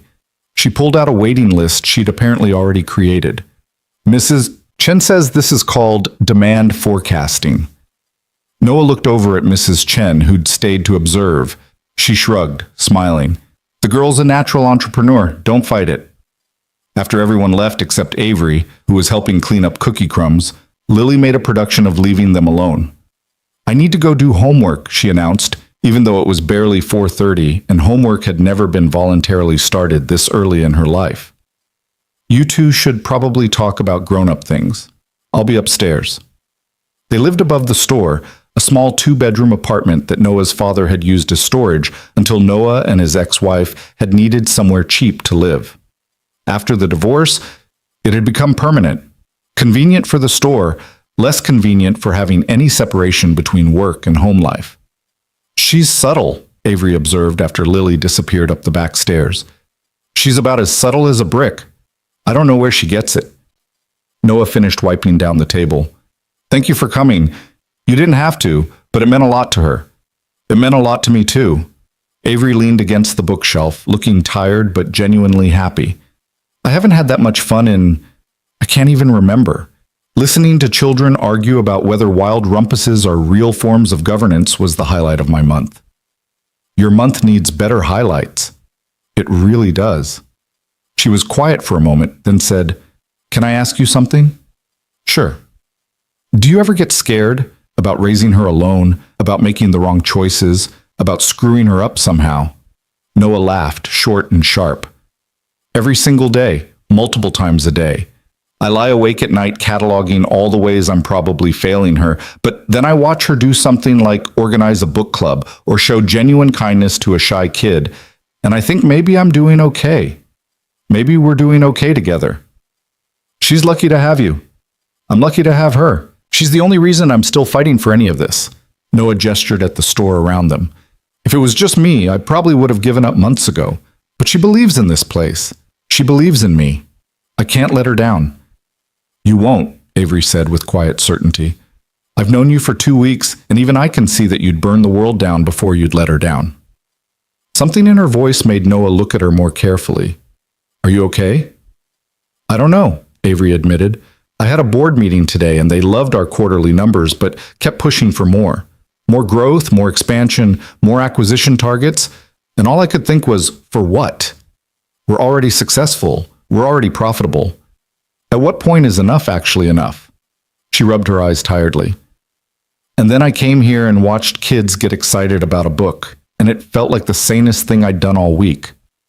You could walk away, Noah said. From Lintech, I mean. You're the CEO. You could sell or step down or restructure your role. And do what instead? I don't know. What do you want to do? Avery looked at him like he'd asked her to solve an impossible equation. I have no idea. I've been so focused on what I should do, what's expected, what makes strategic sense, that I forgot to figure out what I actually want. That sounds exhausting. It is. She pushed off from the bookshelf. I should go.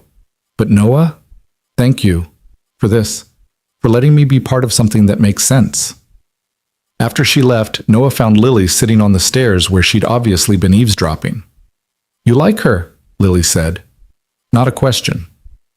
She's a friend. Dad, I'm 8, not stupid. You look at her the way Prince Charming looks at Cinderella in the movie. Noah felt heat creep up his neck. It's complicated. Why is it complicated? Because she's helping save the store. Because she has her own life and her own problems. Because... He stopped, not sure how to explain adult complications to an 8-year-old. Because I need to be careful about who I let into our life. Lily came down the stairs and hugged him. I like her too. She's nice, and she listens, and she brought good cookies.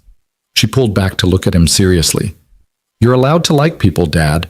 Mom left, but that doesn't mean everyone will. The wisdom of children, Noah thought. Devastating and true.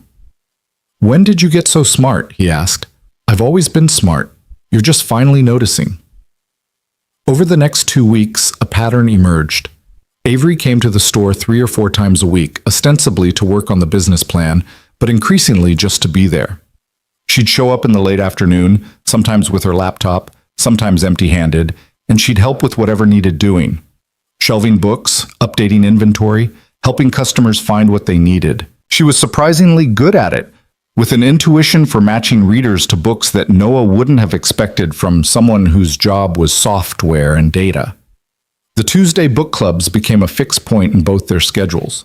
Lily expanded to 2 groups, the original for younger readers, a new one for older kids who wanted to discuss more complex books. Avery attended both when she could, and Noah watched his daughter and this woman develop a relationship that had nothing to do with him. They had inside jokes. They had their own text thread, apparently, discussing books and life. Lily asked Avery's opinion on things, and Avery asked Lily's opinion right back, treating her as a person whose thoughts mattered. It was wonderful. It was terrifying. Because Noah could feel himself falling, and he had no idea how to stop it.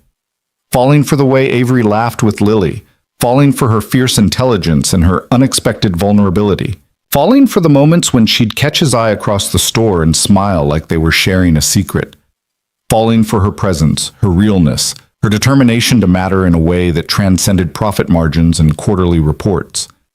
He tried to maintain professional boundaries. This was a business relationship, a friendship at most.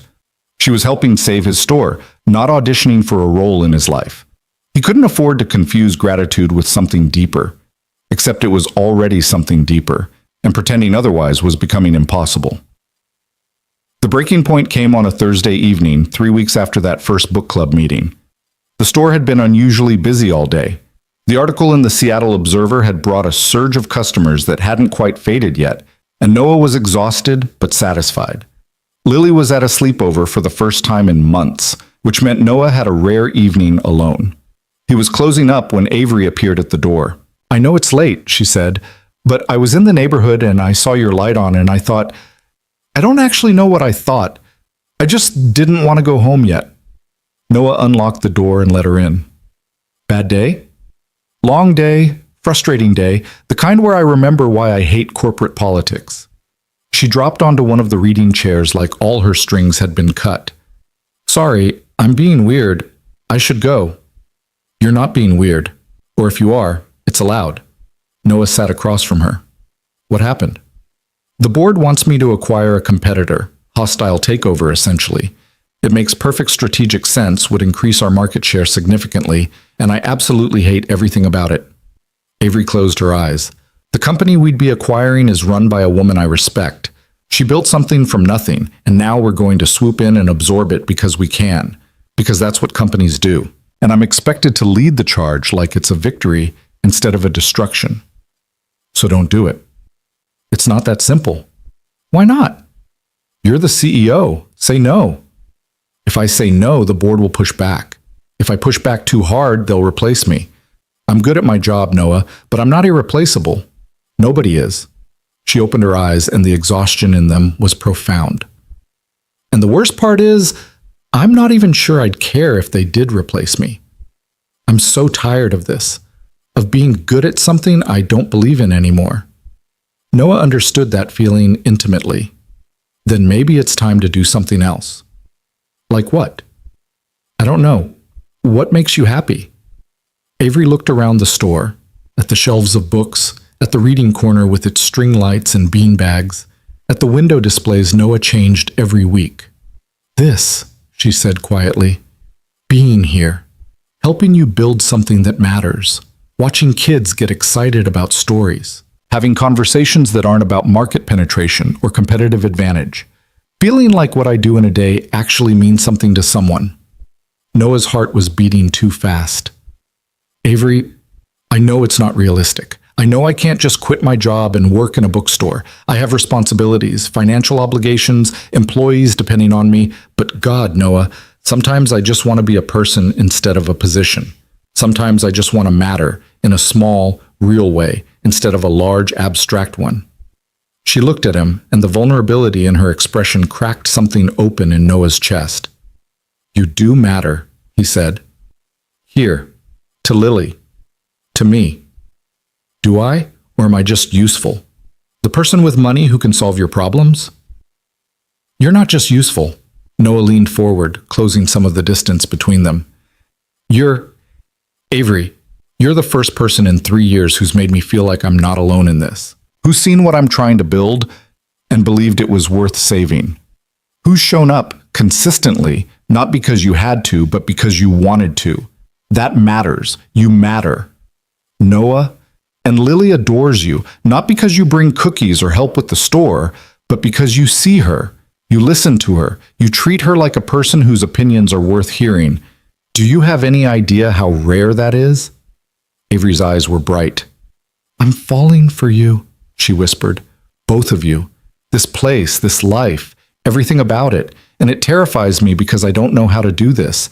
I don't know how to be part of something real when my whole life has been about performance and strategy and maintaining control.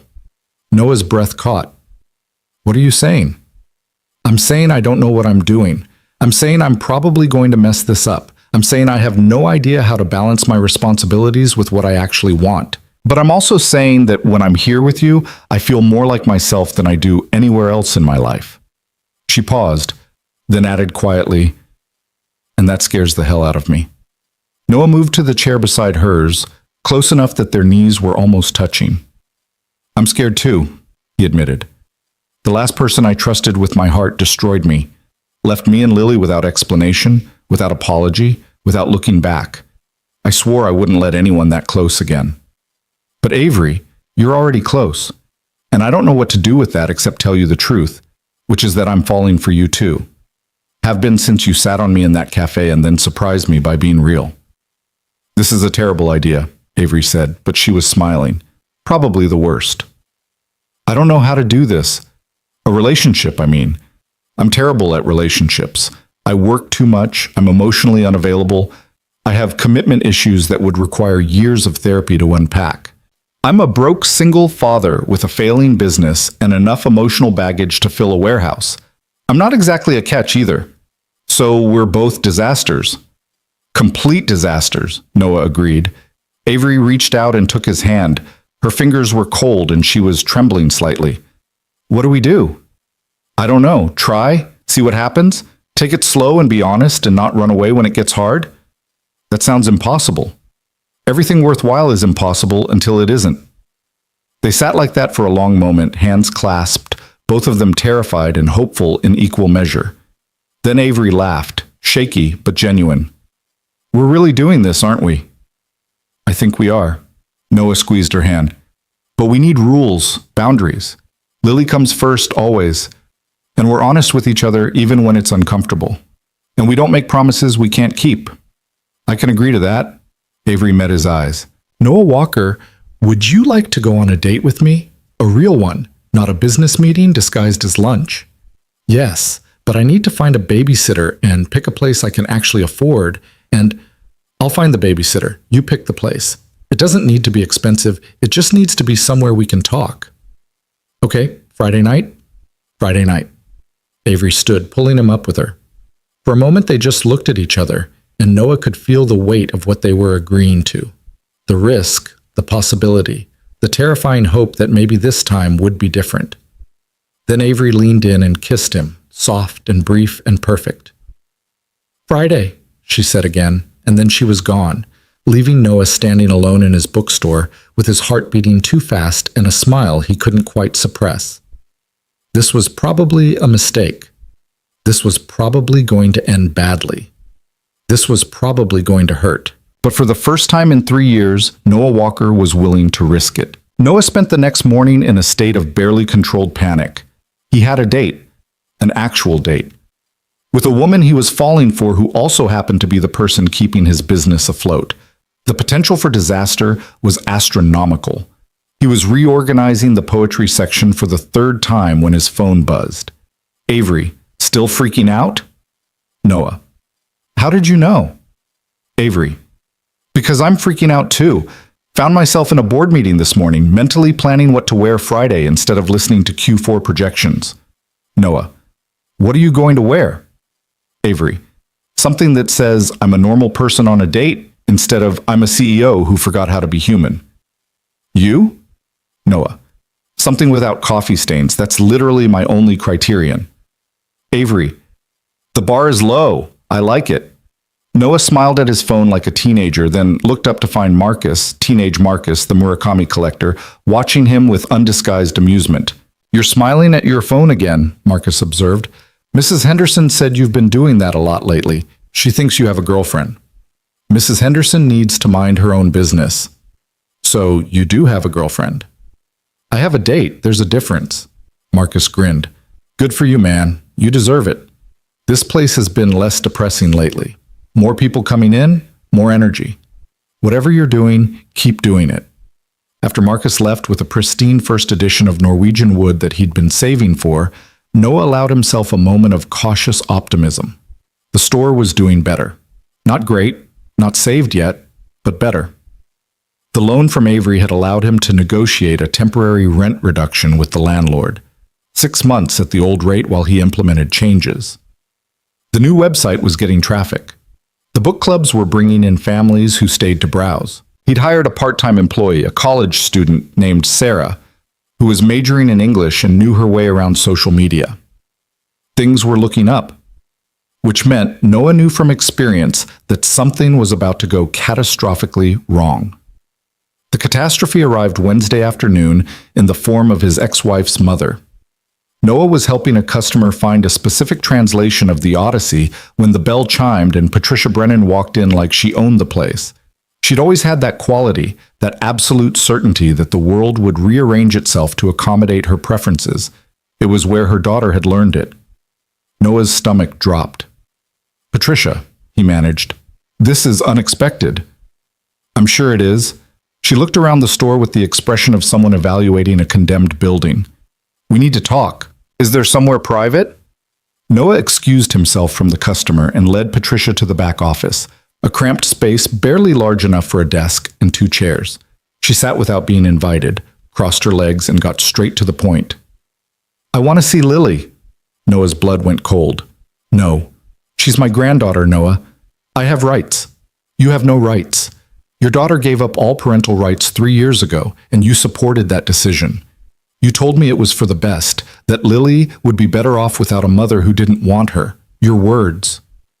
Patricia's expression flickered with something that might have been guilt, but it passed quickly. "I was wrong. Jennifer was going through a difficult time, and I thought space would help. But it's been 3 years. She's stable now. She wants to be part of Lily's life again." Noah felt like the floor was tilting. Jennifer wants custody? Not custody, visitation. A chance to rebuild the relationship she walked away from. She's remarried, Noah. Living in San Diego. She has a stable home, a good income. She can provide things for Lily that you can't. Like abandonment issues? Like the knowledge that her mother chose to leave and stayed gone for 3 years? Like the therapy bills she'll need when she realizes the person who was supposed to love her unconditionally gave her up without a fight? Noah's voice was rising, and he forced it back down. The answer is no. Jennifer made her choice. She doesn't get to unmake it now that it's convenient.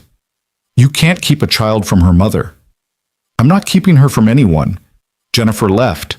Jennifer signed papers giving up her rights. She doesn't get to waltz back in and disrupt Lily's life because she suddenly feels maternal. Noah stood. And you can tell your daughter that if she wants to see Lily, she can hire a lawyer and we'll let the courts decide.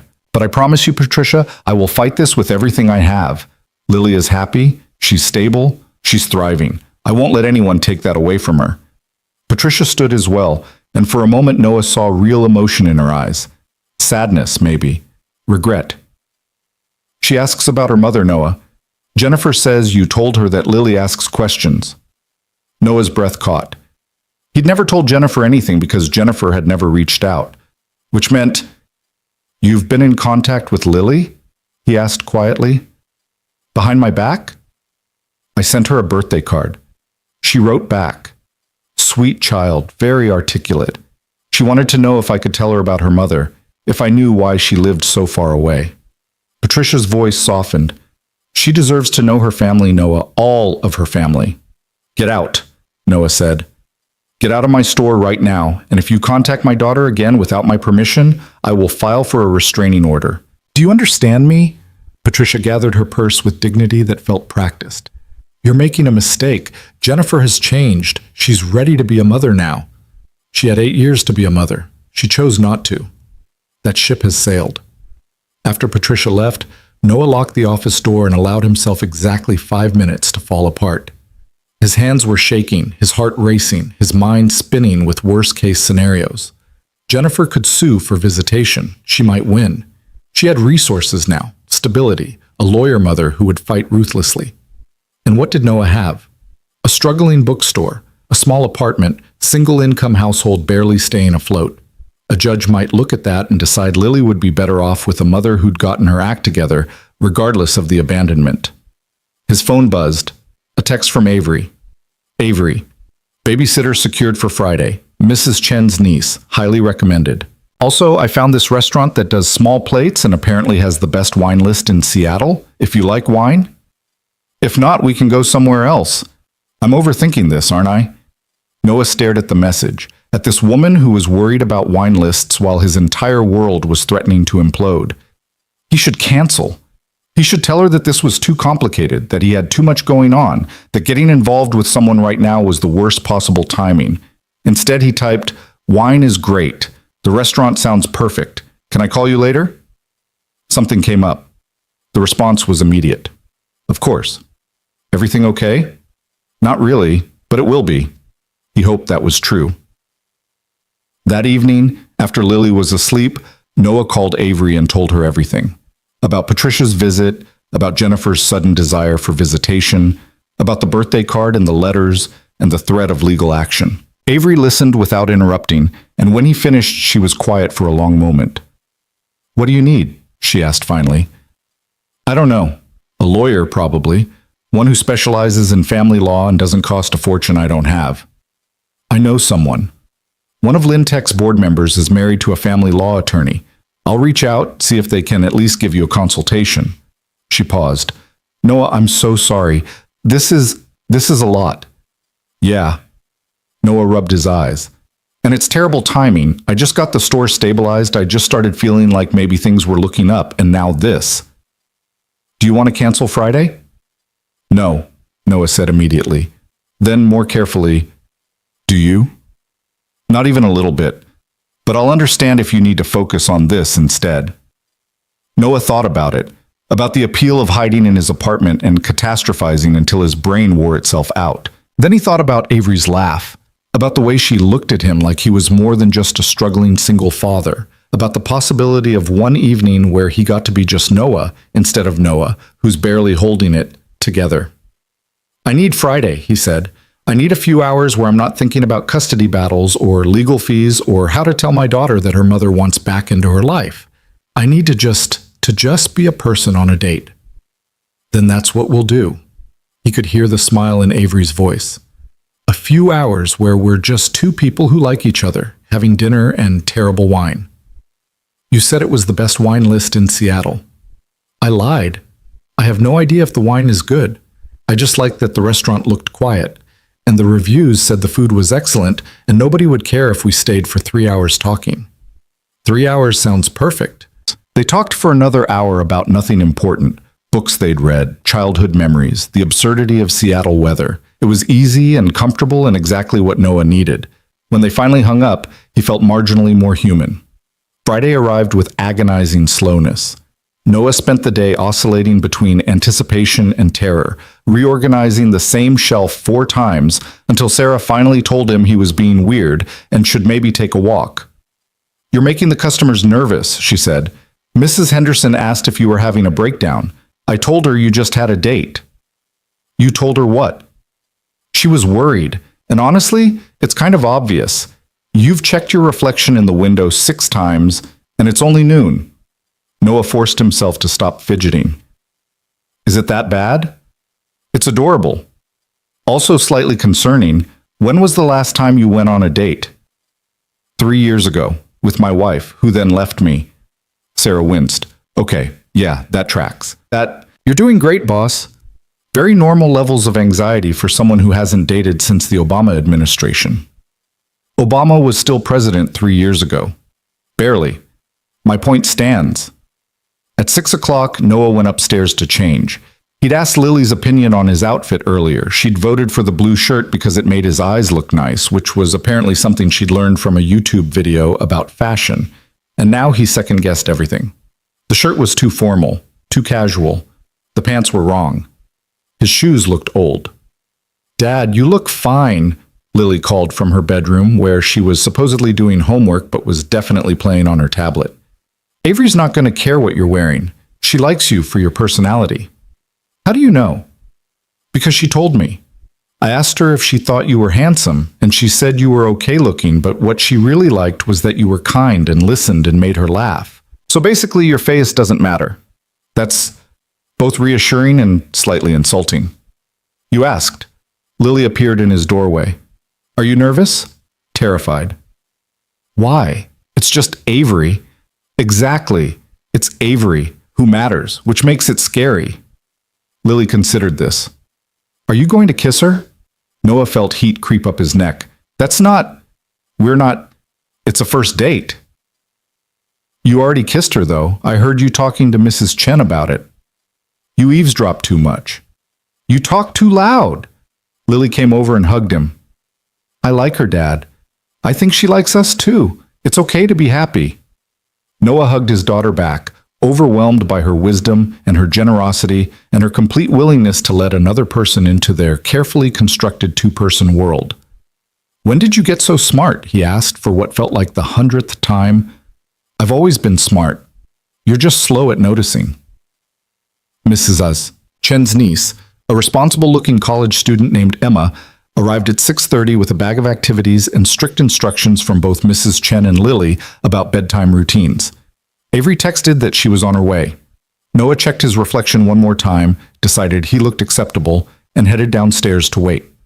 She arrived at 6:45 wearing dark jeans and a soft gray sweater, her hair down for once instead of pulled back. She looked nervous and beautiful, and so different from the polished CEO who'd walked into his life a month ago that Noah's breath caught. Hi, she said. Hi. They stared at each other for a moment, and then both laughed at the absurdity of their nerves. This is weird, right? Avery said. We've spent hours together over the past month, and suddenly it's weird. It's very weird. Do you want to skip dinner and just walk around the neighborhood talking like normal people? Yes, absolutely yes. They ended up at a small park along the waterfront, sitting on a bench and watching the fairy lights cross the dark water.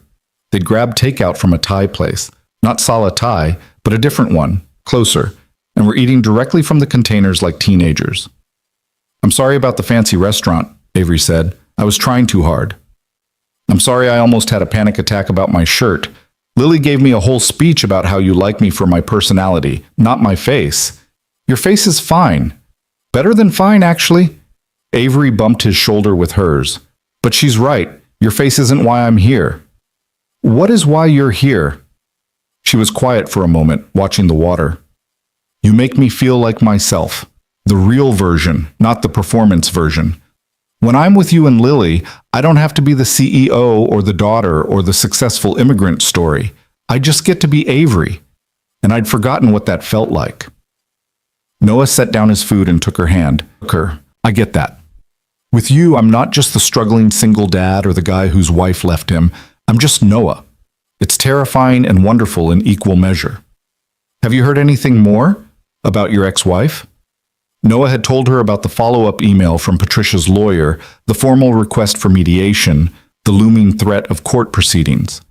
My lawyer, your friend's husband, who's amazing by the way, thinks we have a strong case. 3 years of voluntary absence, signed termination of rights, documented abandonment. He says it's unlikely a judge would grant visitation without significant evidence of changed circumstances and commitment to rebuilding the relationship. But you're still worried. I'm terrified. Because what if they do grant it? What if I have to tell Lily that her mother wants to see her after 3 years of silence? How do I explain that without breaking her heart all over again? Noah's voice cracked slightly. She's been asking questions lately, about her mom, about why she left. I've been dodging them because I don't know how to tell her the truth without destroying her. Avery squeezed his hand. Kids are more resilient than we give them credit for. And Lily has you. That's the most important thing. She has you too, Noah said quietly. She talks about you constantly. Avery said this, Avery thinks that. You've become a fixture in her life, which is wonderful, but also, Avery, if this doesn't work out between us, it's not just me who gets hurt. It's her too. And I can't put her through another loss. Then we don't let it not work out. It's not that simple. Why not? Avery turned to face him fully. Noah, I know I come with complications. I have a demanding job and emotional unavailability issues and a tendency to run when things get hard. But I also know that what we have is real, and I'm tired of running. I'm tired of protecting myself at the expense of actually living. So if you're asking me to commit to trying, to showing up even when it's scary, to being honest even when it's hard, I'm in completely. Noah looked at her, at the vulnerability and determination in her expression, and felt something shift in his chest, something that felt like trust or hope, or maybe just the willingness to believe that this time could be different. I'm in too, he said, scared out of my mind, but in. They kissed then, longer than the brief kiss in the bookstore, and it felt like a promise, like the beginning of something that might actually last. Over the next few weeks, they fell into a rhythm. Avery came to the store most afternoons, helping with events and inventory and the gradual transformation that was taking place. The small cafe area opened in early November, just coffee and pastries from a local bakery, but it immediately became popular with students and remote workers who needed somewhere cozy to camp out. The book clubs expanded to 4 different age groups. Sarah proved to be a social media wizard, and the store's Instagram following tripled. The numbers were still tight, but they were moving in the right direction. Avery's life was changing too. She'd brought in a COO to handle day-to-day operations at Lintech, freeing herself from the relentless grind of meetings and crisis management. She still attended board meetings and made major strategic decisions, but she'd created space for the things that actually mattered to her. The bookstore, Lily, Noah. They were careful around Lily, not hiding the relationship but not forcing it either. They didn't do coupley things in front of her, didn't kiss or hold hands where she could see. But Lily wasn't stupid, and one evening she cornered them in the store after closing. "You know I know you're dating, right?" she said, hands on her hips in a perfect imitation of a stern adult. "I'm not a baby. You don't have to pretend." Noah and Avery exchanged glances. "We're not pretending," Noah said carefully. "We're just being respectful of your feelings. This is new for all of us." "My feelings are fine. Great, actually. Avery makes you happy, Dad. You smile more. You worry less. Well, you worry the same amount, but about different things." Lily looked at Avery. "And you're nicer now. Mrs. Chen says you used to look scary, but now you look friendly." Avery laughed. "I look friendly now?" "Yeah, less like you want to fire someone and more like you want to be here. It's a good look on you." After Lily went upstairs to start her bedtime routine, Avery leaned against the counter and shook her head. "That kid is something else." "She really is. And she's right. You do seem different. Happier." "I am happier. I'm also more confused about what I'm doing with my life than I've been since college. But in a good way? Like I'm questioning the right things instead of just accepting them." Avery picked at a loose thread on her sleeve. "I've been thinking about something." "Yeah?" "The hostile takeover, the one my board was pushing. I said no." Noah straightened. "You did?" "Yesterday. Told them it didn't align with our values, that we could grow organically without destroying a competitor, that I wasn't going to lead an acquisition I didn't believe in." She smiled, but it was tight. They were not thrilled. There was talk of votes of no confidence, potential removal if I didn't realign my priorities with shareholder interests. "Avery, you could lose your job." "I know, and 6 months ago that would have terrified me. But now?" She looked around the bookstore at the warm lighting and the carefully arranged displays and the reading corner where children sat every Tuesday afternoon. "Now I think maybe that wouldn't be the worst thing. Maybe I've been holding on to something I outgrew a long time ago because I was too scared to let it go. What would you do instead?" "I don't know. That's the terrifying part. I've been the CEO of Lintech for 7 years. Before that, I was climbing the ladder at other companies. I've never not had a plan, never not known exactly where I was headed. But lately I've been thinking maybe that's the problem. Maybe I've been so focused on the destination that I forgot to figure out if I actually wanted to go there." Noah pulled her close, and she rested her head on his shoulder. "You don't have to figure it all out tonight." "I know, but I want to. I want to know what comes next, what I'm building toward. I want it to matter. It already matters. You matter." They stood like that for a while, just holding each other in the quiet store, and Noah thought about how much had changed in 2 months.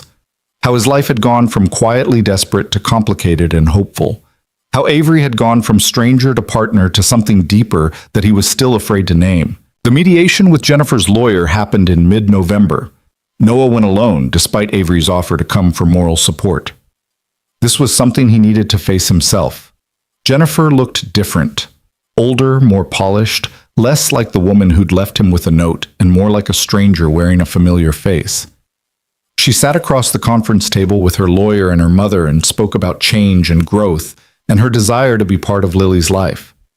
Noah listened without interrupting, letting his own lawyer handle the questions and objections. When it was his turn to speak, he kept it simple.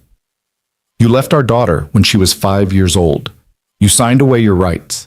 You made a choice, Jennifer, and now you want to unmake it because it suits you. But this isn't about what suits you. It's about what's best for Lily. And I don't think having a mother who walks in and out of her life based on convenience is what's best.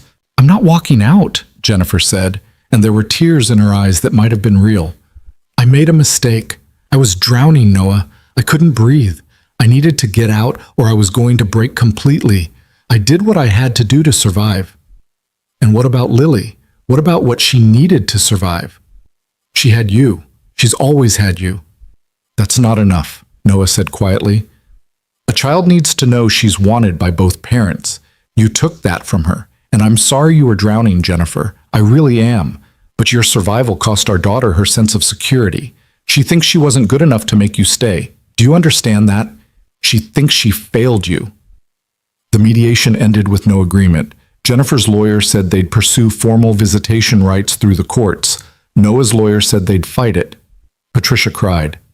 Jennifer looked shell-shocked. Noah went home and held his daughter while she slept and promised her silently that he'd protect her from this, from all of it. When he told Avery about it later that night, she listened quietly and then said, "What do you need?" "I don't know. I just keep thinking about what happens if they win. If I have to send Lily to visit a mother she doesn't remember, if I have to watch her heart break all over again.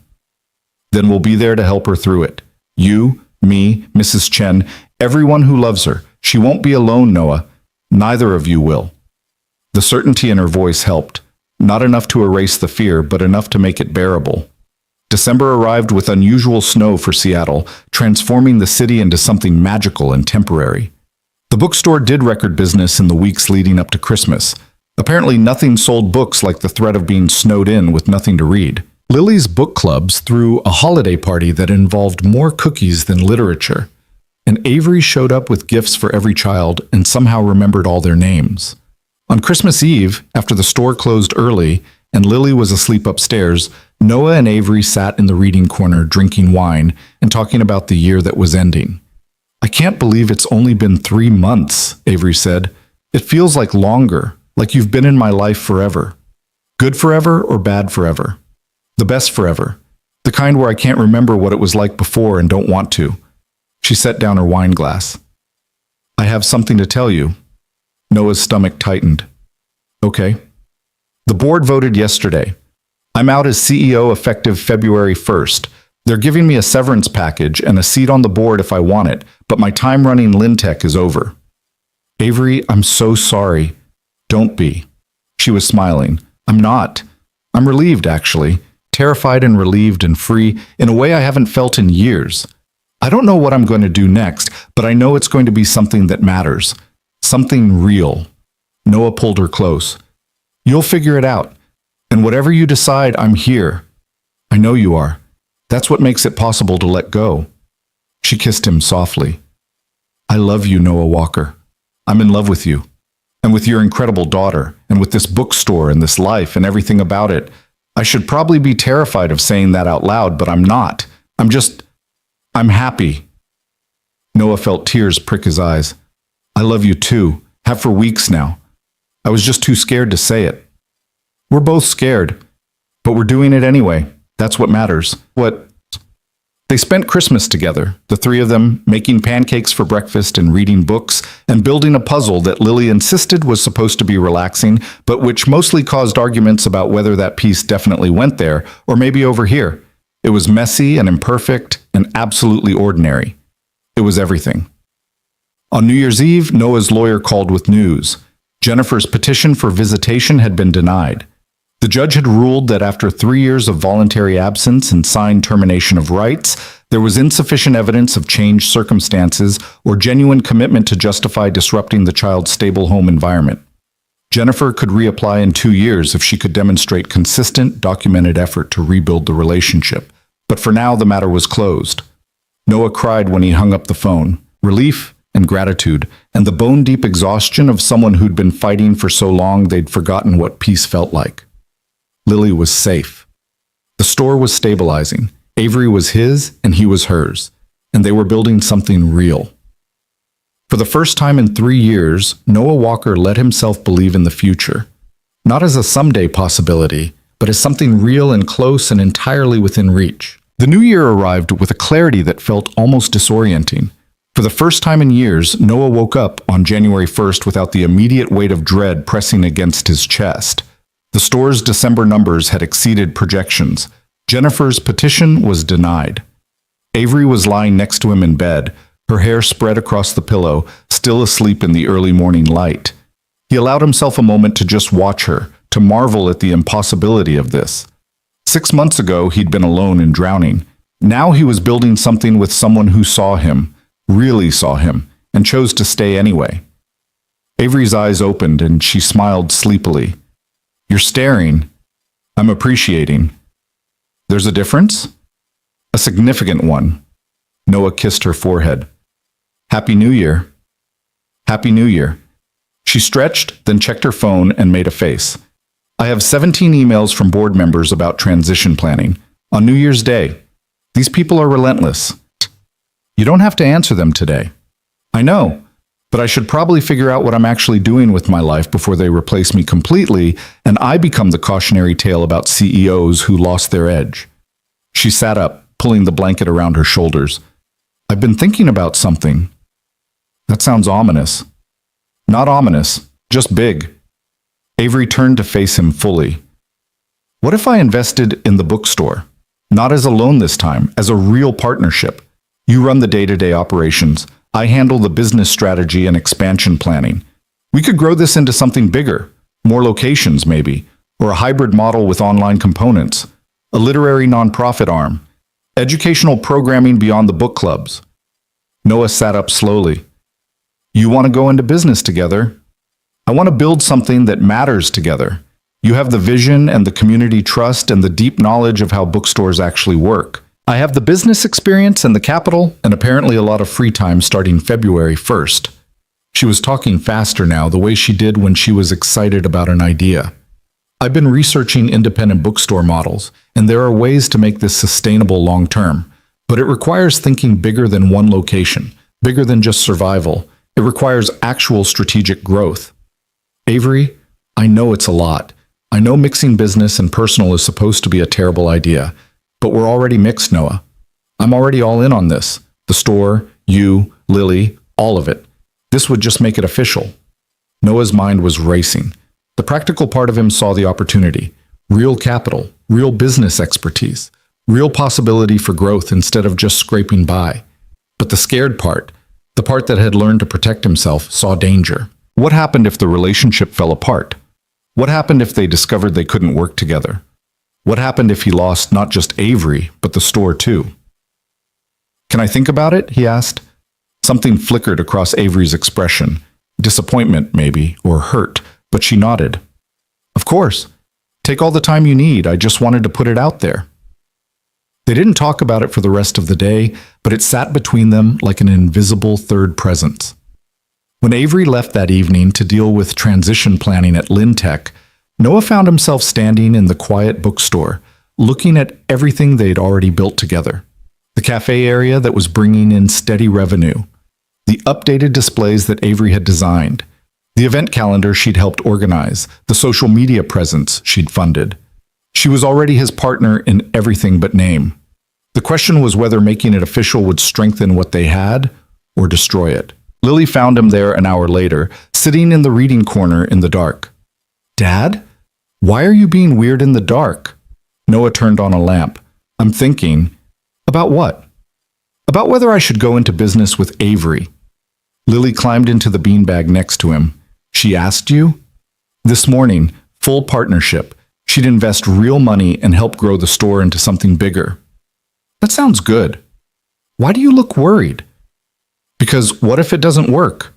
What if we fight about business decisions and it ruins our relationship? What if it's amazing and the store becomes successful and you're happy? Lily interrupted. That's also a what if, Dad. You always think about the bad ones, but forget about the good ones. Noah looked at his daughter, wondering when she'd become so wise. When did you get so smart? I've always been smart. You're just finally listening. She leaned against his shoulder. Avery's not like Mom. She doesn't run away when things get hard. She shows up every Tuesday for book club, every time you need help with the store, every time I want to talk about books or life or anything. She's here, Dad, and I think she's going to keep being here even if you're scared. You really like her, don't you? I love her, Lily said simply.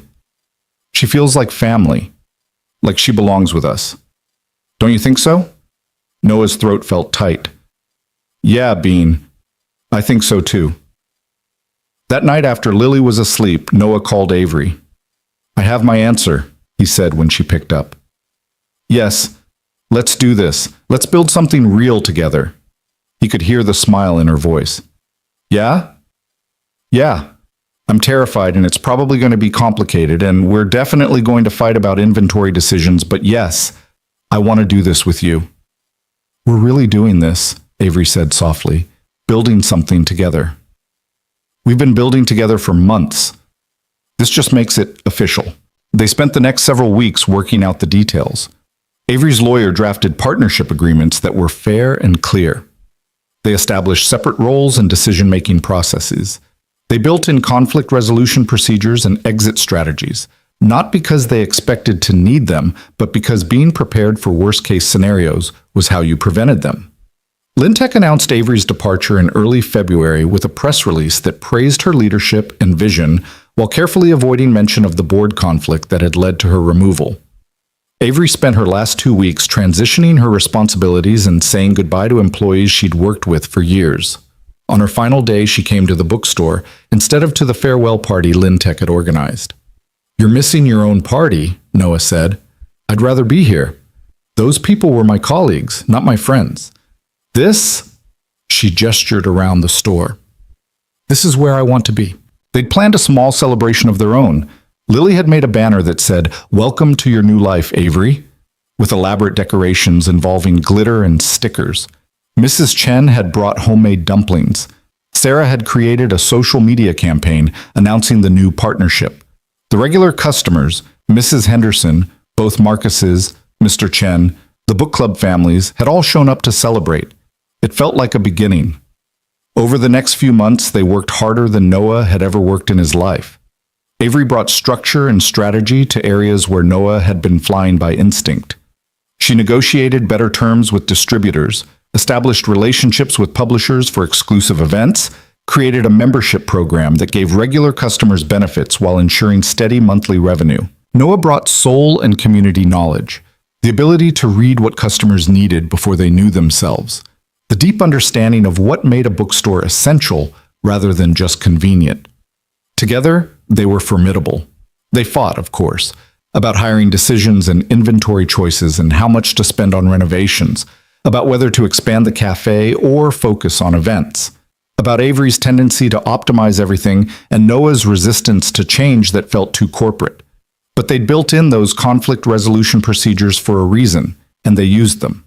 They learned to disagree without making it personal, to compromise without resentment, to recognize when they needed to step back and let the other person lead. They learned to be partners in the truest sense. By May, Walker's Books had turned its first real profit in 4 years. By July, they were scouting locations for a second store. By September, they'd launched the nonprofit arm that brought free books and literacy programming to underserved communities. And through it all, Avery showed up. To every book club meeting, to every late night balancing books, to every moment of doubt and triumph in ordinary life. She learned Lily's friends' names and her favorite foods and how to French braid her hair. She learned Noah's coffee order and his anxiety patterns, and the way he needed silence when he was overwhelmed. She became not just part of their lives, but woven into the fabric of them. In October, nearly a year after they'd met, Noah took Lily to pick out a ring. They spent 2 hours in a small jewelry store while Lily debated the merits of different stones and settings with the seriousness of someone negotiating an international treaty. It needs to be special, she insisted, but not too fancy because Avery doesn't like fancy, and it needs to be strong because she works with her hands now. And it should have something blue because that's her favorite color, even though she pretends she doesn't have a favorite color. They settled on a simple platinum band with 3 small sapphires. Understated, elegant, strong, perfect. When are you going to ask her? Lily wanted to know as they left the store. I don't know. I want it to be meaningful, but not too planned. Natural. Dad, you're terrible at natural. You plan everything. Fair point. What do you think I should do? Lily considered this seriously. Ask her at the store. That's where you met, where you fell in love, where everything started.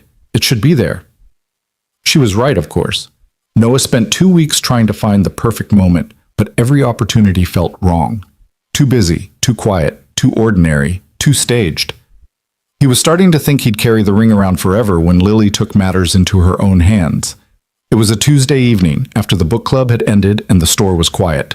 Lily announced she needed to show them both something important in the children's section. Can it wait? Noah asked. I need to finish inventory. No, it can't wait. It's an emergency. What kind of emergency? A book emergency, the most serious kind. Avery caught Noah's eye and shrugged, smiling. They followed Lily to the reading corner where she'd arranged all the beanbags in a circle and set up what appeared to be a presentation area. Sit, she commanded. They sat. Lily pulled out a handmade book from her backpack, the kind made from construction paper and staples and elaborate crayon illustrations. I made this for Avery, for us. It's called The Girl Who Found Her Way Home. She opened to the first page, which showed a girl with dark hair standing in a crowded city, looking lost. The next page showed the same girl sitting on someone. Noah recognized his own stick figure form, and both of them laughing. Page after page, Lily had captured their story in childish drawings and careful handwriting. The coffee shop meeting. The first time Avery came to the store. The book clubs. The Christmas they'd spent together. The ordinary moments that had added up to a family. The final page showed 3 figures holding hands. A man, a woman, and a girl between them. Above them, Lily had written in her best cursive, and they all lived happily ever after because they chose to stay. Noah's vision was blurring. When he looked at Avery, she was crying openly. Do you like it? Lily asked, suddenly anxious. I love it, Avery managed. Lily, this is the most beautiful thing anyone has ever given me. Good. Because I have a question. Lily's expression turned serious. You've been part of our family for almost a year, but it's not official yet. So I wanted to ask, she took a deep breath, would you maybe want to be official? Like, stay forever instead of just visiting? Avery looked at Noah, clearly unsure how to respond to an 8-year-old proposing forever. Noah pulled the ring box from his pocket, where it had been living for 2 weeks. I think what Lily's trying to say is that we'd like you to marry us, both of us, if you want to. Avery stared at the ring, then at Lily, then back at Noah. You're proposing. We're proposing, Lily corrected. It's a family decision. I had this whole speech planned, Noah said, about how you changed everything, how you made me believe in impossible things, how I can't imagine doing any of this without you. But Lily's book said it better than I ever could. You found your way home, Avery, to us, and we're asking if you want to stay. Forever, Lily added. Not just for now. Forever, forever.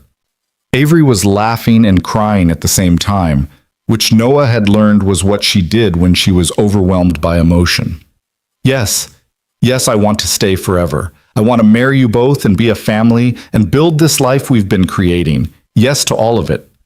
Noah slipped the ring onto her finger while Lily cheered, and then they were all crying and hugging in the middle of the children's section, surrounded by books and beanbags and string lights.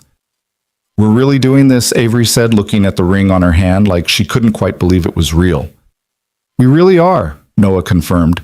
I'm going to be terrible at this, at being a wife and a stepmother and a normal person with a normal life. Good thing we're not normal people with a normal life, Lily said. We're bookstore people with a bookstore life. It's way better. They got married in April, exactly 18 months after Avery had accidentally sat on Noah in a riverside cafe. It was a small ceremony in the bookstore, surrounded by books and the people who'd helped them build this life. Mrs. Chen cried through the entire thing. Both Marcuses showed up with flowers. The book club kids served as a chaotic but enthusiastic wedding party. Sarah documented everything for social media naturally. Lily stood between them during the ceremony, holding both their hands, and when the officiant asked if anyone objected, she announced loudly, "I object to this taking so long. Can we get to the part with cake?" Everyone laughed, and Noah thought about his father, who would have loved this. Who would have loved Avery and the way she'd helped save the store he'd built? Who would have been proud of Noah for choosing love over fear, for building something real instead of just surviving? "I wish your dad could see this," Avery whispered during their first dance, which was really their first awkward shuffling around the cleared reading area while Lily DJ'd from Noah's phone. "I think he can," Noah said, "and I think he's happy." "Are you happy?" "I'm terrified and overwhelmed and completely out of my depth. But yeah, I'm happy, the happiest I've ever been." "Me too." Avery rested her head on his shoulder. "Thank you for letting me crash into your life. Thank you for staying after the crash." By summer, they'd opened the second Walker's Books location in a different neighborhood that had been underserved by bookstores. It was smaller than the original, but perfectly formed, with a focus on diverse voices and community programming. They hired 2 staff members from the neighborhood, including a woman who'd recently immigrated and reminded Avery of her grandmother. The original store continued to thrive. The book clubs had expanded to 6 different groups across age ranges and interests.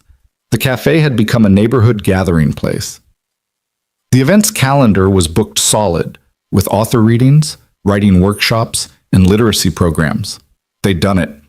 Against all odds, despite all the reasons it shouldn't have worked, they'd built something sustainable and meaningful and real. On Lily's 9th birthday in August, they threw a party at the store that was attended by what seemed like half the neighborhood. There were books and cake and games and chaos. Lily held court like a tiny queen, accepting gifts and well wishes with the grace of someone who'd always known she was loved. That evening, after everyone had gone home and Lily was reading her new books in bed, Noah and Avery sat in the reading corner and surveyed the wreckage of wrapping paper and cake crumbs. "We should clean this up," Noah said without moving. "We really should," Avery agreed, also not moving. "In a minute, say, in a minute." They sat in comfortable silence, the kind that only comes when 2 people have learned each other's rhythms completely. Noah thought about the year that had passed, about everything that had changed and everything that had stayed the same. The store was still the store, but bigger and stronger. Lily was still Lily, but with an extra parent who adored her. He was still himself, but less alone, less scared, less convinced that happiness was something that happened to other people. "I have news," Avery said quietly. Noah turned to look at her. "Good news or bad news?" "Good news. Great news, actually, but also terrifying news." She took his hand. "I'm pregnant." The world tilted sideways for a moment while Noah's brain processed this information. There's going to be a baby? There's going to be a baby. Surprise? How long have you? I found out yesterday. I wanted to tell you immediately, but then the party planning took over, and I thought maybe after, in a quiet moment. She stopped, studying his face anxiously. "Are you okay? Is this okay?" Noah realized he was crying. "It's more than okay. Avery, I don't even have words. We're going to have a baby." "We're going to have a baby," she repeated, and now she was crying too. "I'm completely terrified.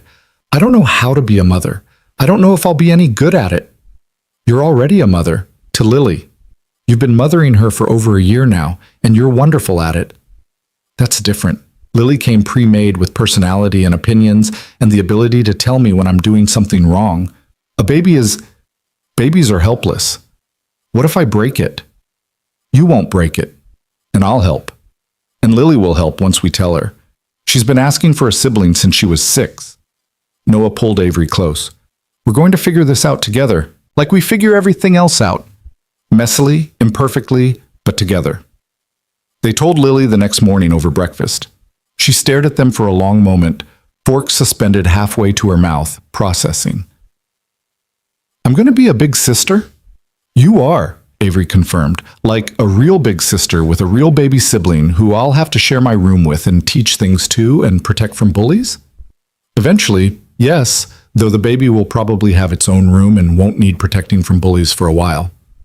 Lily set down her fork very carefully. This is the best news ever. I'm going to teach them everything. How to read, how to pick good books, how to negotiate with Dad for extra cookies, everything. She paused. Can I name them? You can help pick a name, Noah said diplomatically, but the final decision is a group effort. That's fair? When do they get here? About 7 more months. That's so long. Can we get books about being a big sister, and books about babies, and maybe books about names so I can make a list of good ones?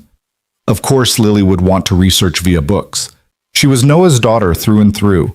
The pregnancy progressed normally, which meant Avery was exhausted and nauseous for the first trimester and gradually became more human as the months passed.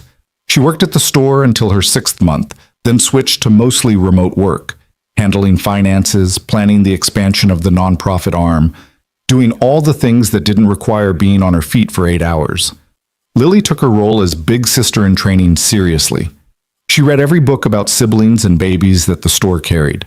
She attended prenatal appointments when her schedule allowed and asked the doctor questions that suggested she was either going to be a physician or a deeply informed 9-year-old. She helped set up the nursery, debated color schemes with the intensity of an interior designer, and vetoed several name suggestions on the grounds that they didn't sound like someone who would like books. In February, on a snowy Tuesday evening, almost exactly 2 years after Avery had sat on Noah in that cafe, their daughter arrived. Clara Lynn Walker, 7 pounds and extremely opinionated, entered the world screaming and didn't stop for what felt like days. Lily held her baby sister for the first time in the hospital and cried. She's so small and perfect and loud. She's all of those things, Avery agreed, exhausted but smiling. I'm going to teach her everything, Lily said seriously, starting with books. Can we read to her even though she can't understand yet? We can absolutely read to her. So they did. In the hospital room, with Avery recovering and Noah running on no sleep and pure adrenaline, Lily read to her baby sister From Where the Wild Things Are, the book that had started their book club tradition, the story about being wild but always coming home. When they brought Clara home 3 days later, the neighborhood had decorated the store. Banners and balloons and a sign that read, "Welcome home, baby walker." Mrs. Chen had organized a meal train. Sarah had created a birth announcement for social media that immediately got hundreds of likes. The book club kids had made cards with drawings of babies and books. It was overwhelming and beautiful and exactly right. The first few months were chaos. Clara didn't sleep, which meant nobody slept. The store required constant attention. Lily needed homework help and emotional support and reassurance that she was still important, even with a new baby in the house. Avery was recovering and learning to breastfeed and dealing with postpartum hormones that made her cry at diaper commercials. Noah held it all together through sheer force of will and a truly unhealthy amount of coffee. I don't know how you did this alone with Lily, Avery said one night at 3 a.m. while they both walked Clara around the living room, trying to soothe her crying. I don't either. I think I just didn't have a choice, so I made it work somehow. Well, I'm glad you don't have to do it alone this time. Me too. Noah kissed her temple, even though we're both slowly dying from sleep deprivation. It gets better, right? Everyone says it gets better. It gets different. Whether that's better depends on your definition. Avery laughed quietly. That's not reassuring. Would you prefer a comforting lie? Yes, actually. It gets so much better. Clara will sleep through the night by next week, and you'll feel human again, and everything will be easy and perfect forever. Much better, thank you. It didn't get better by the next week, but it did get easier gradually. Clara started sleeping in slightly longer stretches. Avery's body healed. They found a rhythm that worked for their family, Noah handling mornings at the store, Avery taking afternoons, both of them trading off night duty with Clara. Lily helped in her own way, reading to her sister and bringing diapers and proving to be surprisingly good at making Clara laugh. By spring, they'd settled into something that resembled normal life. The store was doing well enough that they'd hired additional staff, giving Noah and Avery more flexibility. The second location had become self-sustaining. The nonprofit was serving 3 different communities. Clara was sleeping in 4-hour stretches, which felt like luxury. They were making it work. One evening in May, Noah found Avery in the store after hours, sitting in the reading corner with Clara asleep in her arms. She was looking at the shelves of books with an expression he couldn't quite read. "You okay?" he asked quietly, not wanting to wake the baby. "I was just thinking about my grandmother, about how much she would have loved this place, how proud she would have been that I finally found something worth fighting for." Avery looked down at Clara. "I wish she could meet her great-granddaughter. I wish I could tell her that I understand now what she was building with that bakery. It wasn't about the bread or the profit. It was about creating something that mattered to people, about being essential instead of just useful." Noah sat beside her, putting his arm around her shoulders. "I think she knows, and I think she'd be proud of you." "You think?" "I know. You took everything she taught you about community and meaning and mattering, and you built something beautiful. 2 somethings, actually." He gestured at Clara, then around the store. "This is her legacy as much as it is my father's. All of this started because 2 people believed that small things could be important, that feeding people, with bread, with books, was worth dedicating a life to." Avery leaned against him, careful not to disturb the sleeping baby. "How did I get so lucky? To find you, to find this life, to get a second chance at being a person who matters?" I ask myself the same question. About you, about all of this. Sometimes I still can't believe it's real. It's real. We're real. This family, this store, this life we built, it's all real. They sat like that for a long time, surrounded by books and possibility, holding their daughter and each other, grateful for accidents that turned into destiny. On the 2-year anniversary of the day they met, Noah suggested they go back to the river's edge, the cafe where it had all started. "Is that too cheesy?" he asked, revisiting the scene of the crime. "It's perfectly cheesy," Avery said. "Let's do it."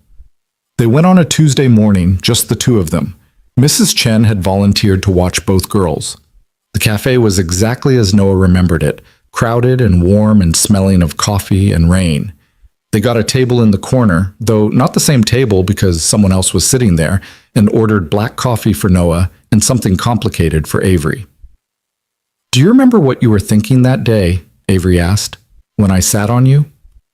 "I remember thinking my life was falling apart and nothing would ever be okay again. I remember being so deep in hopelessness that a stranger sitting on me was the most interesting thing that had happened in months." Noah smiled. "What about you?" "I remember being late for a meeting I didn't want to attend, running on 4 hours of sleep and 3 espressos, completely absorbed in my own stress. And then I sat on you and you laughed, and it was so unexpected that it knocked me completely off balance. Like the universe was saying, pay attention to this moment." "And did you? Pay attention?" "Not at first. I went to that meeting and spent the whole time distracted, thinking about the guy in the coffee shop who laughed instead of yelling. It took me 3 days to work up the courage to look up your bookstore. Another 4 days to actually walk in." Avery reached across the table and took his hand. "Best decision I ever made." "Second best," Noah corrected. "The best was agreeing to marry us." "Fair point."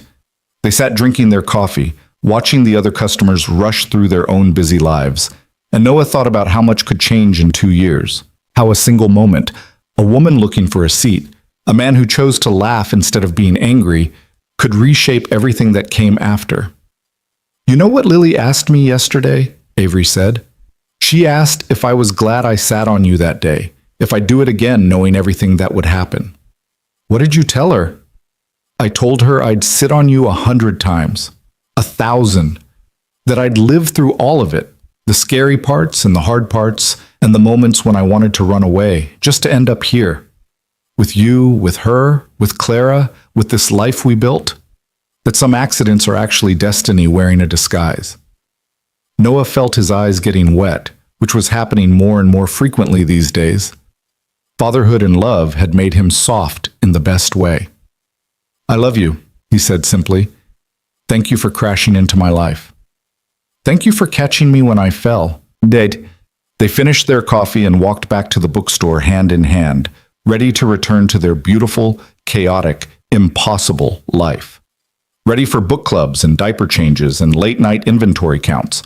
Ready for Lily's questions and Clara's cries and Mrs. Chen's unsolicited advice. Ready for all of it, together. When they opened the door, they found Lily had organized an impromptu celebration. She'd made a banner that said, "Happy Sitting on Dad Anniversary," with illustrations of the fateful coffee shop meeting. The regular customers were there, all the people who'd watched their story unfold, who'd supported the store through its near death and resurrection. Sarah had made a cake decorated to look like a coffee cup. "Surprise!" Lily shouted. "I know you wanted it to be just the two of you, but I thought we should celebrate as a family, because the day Avery sat on you was the day our family started." Noah looked at Avery, who was crying and laughing at the same time, and he thought about how right Lily was. That ridiculous, embarrassing, perfect moment in a crowded cafe had been the beginning of everything. Not just their relationship, but the saving of the store, the building of a family, the creation of a life that mattered. They'd chosen to stay, all of them. Chosen each other, chosen this place, chosen to build something real instead of just surviving. And that choice had made all the difference. Mrs. Henderson raised a plastic cup of coffee and a toast. To Walker's books, to the family that runs it, to the power of accidents and second chances and refusing to give up on things that matter.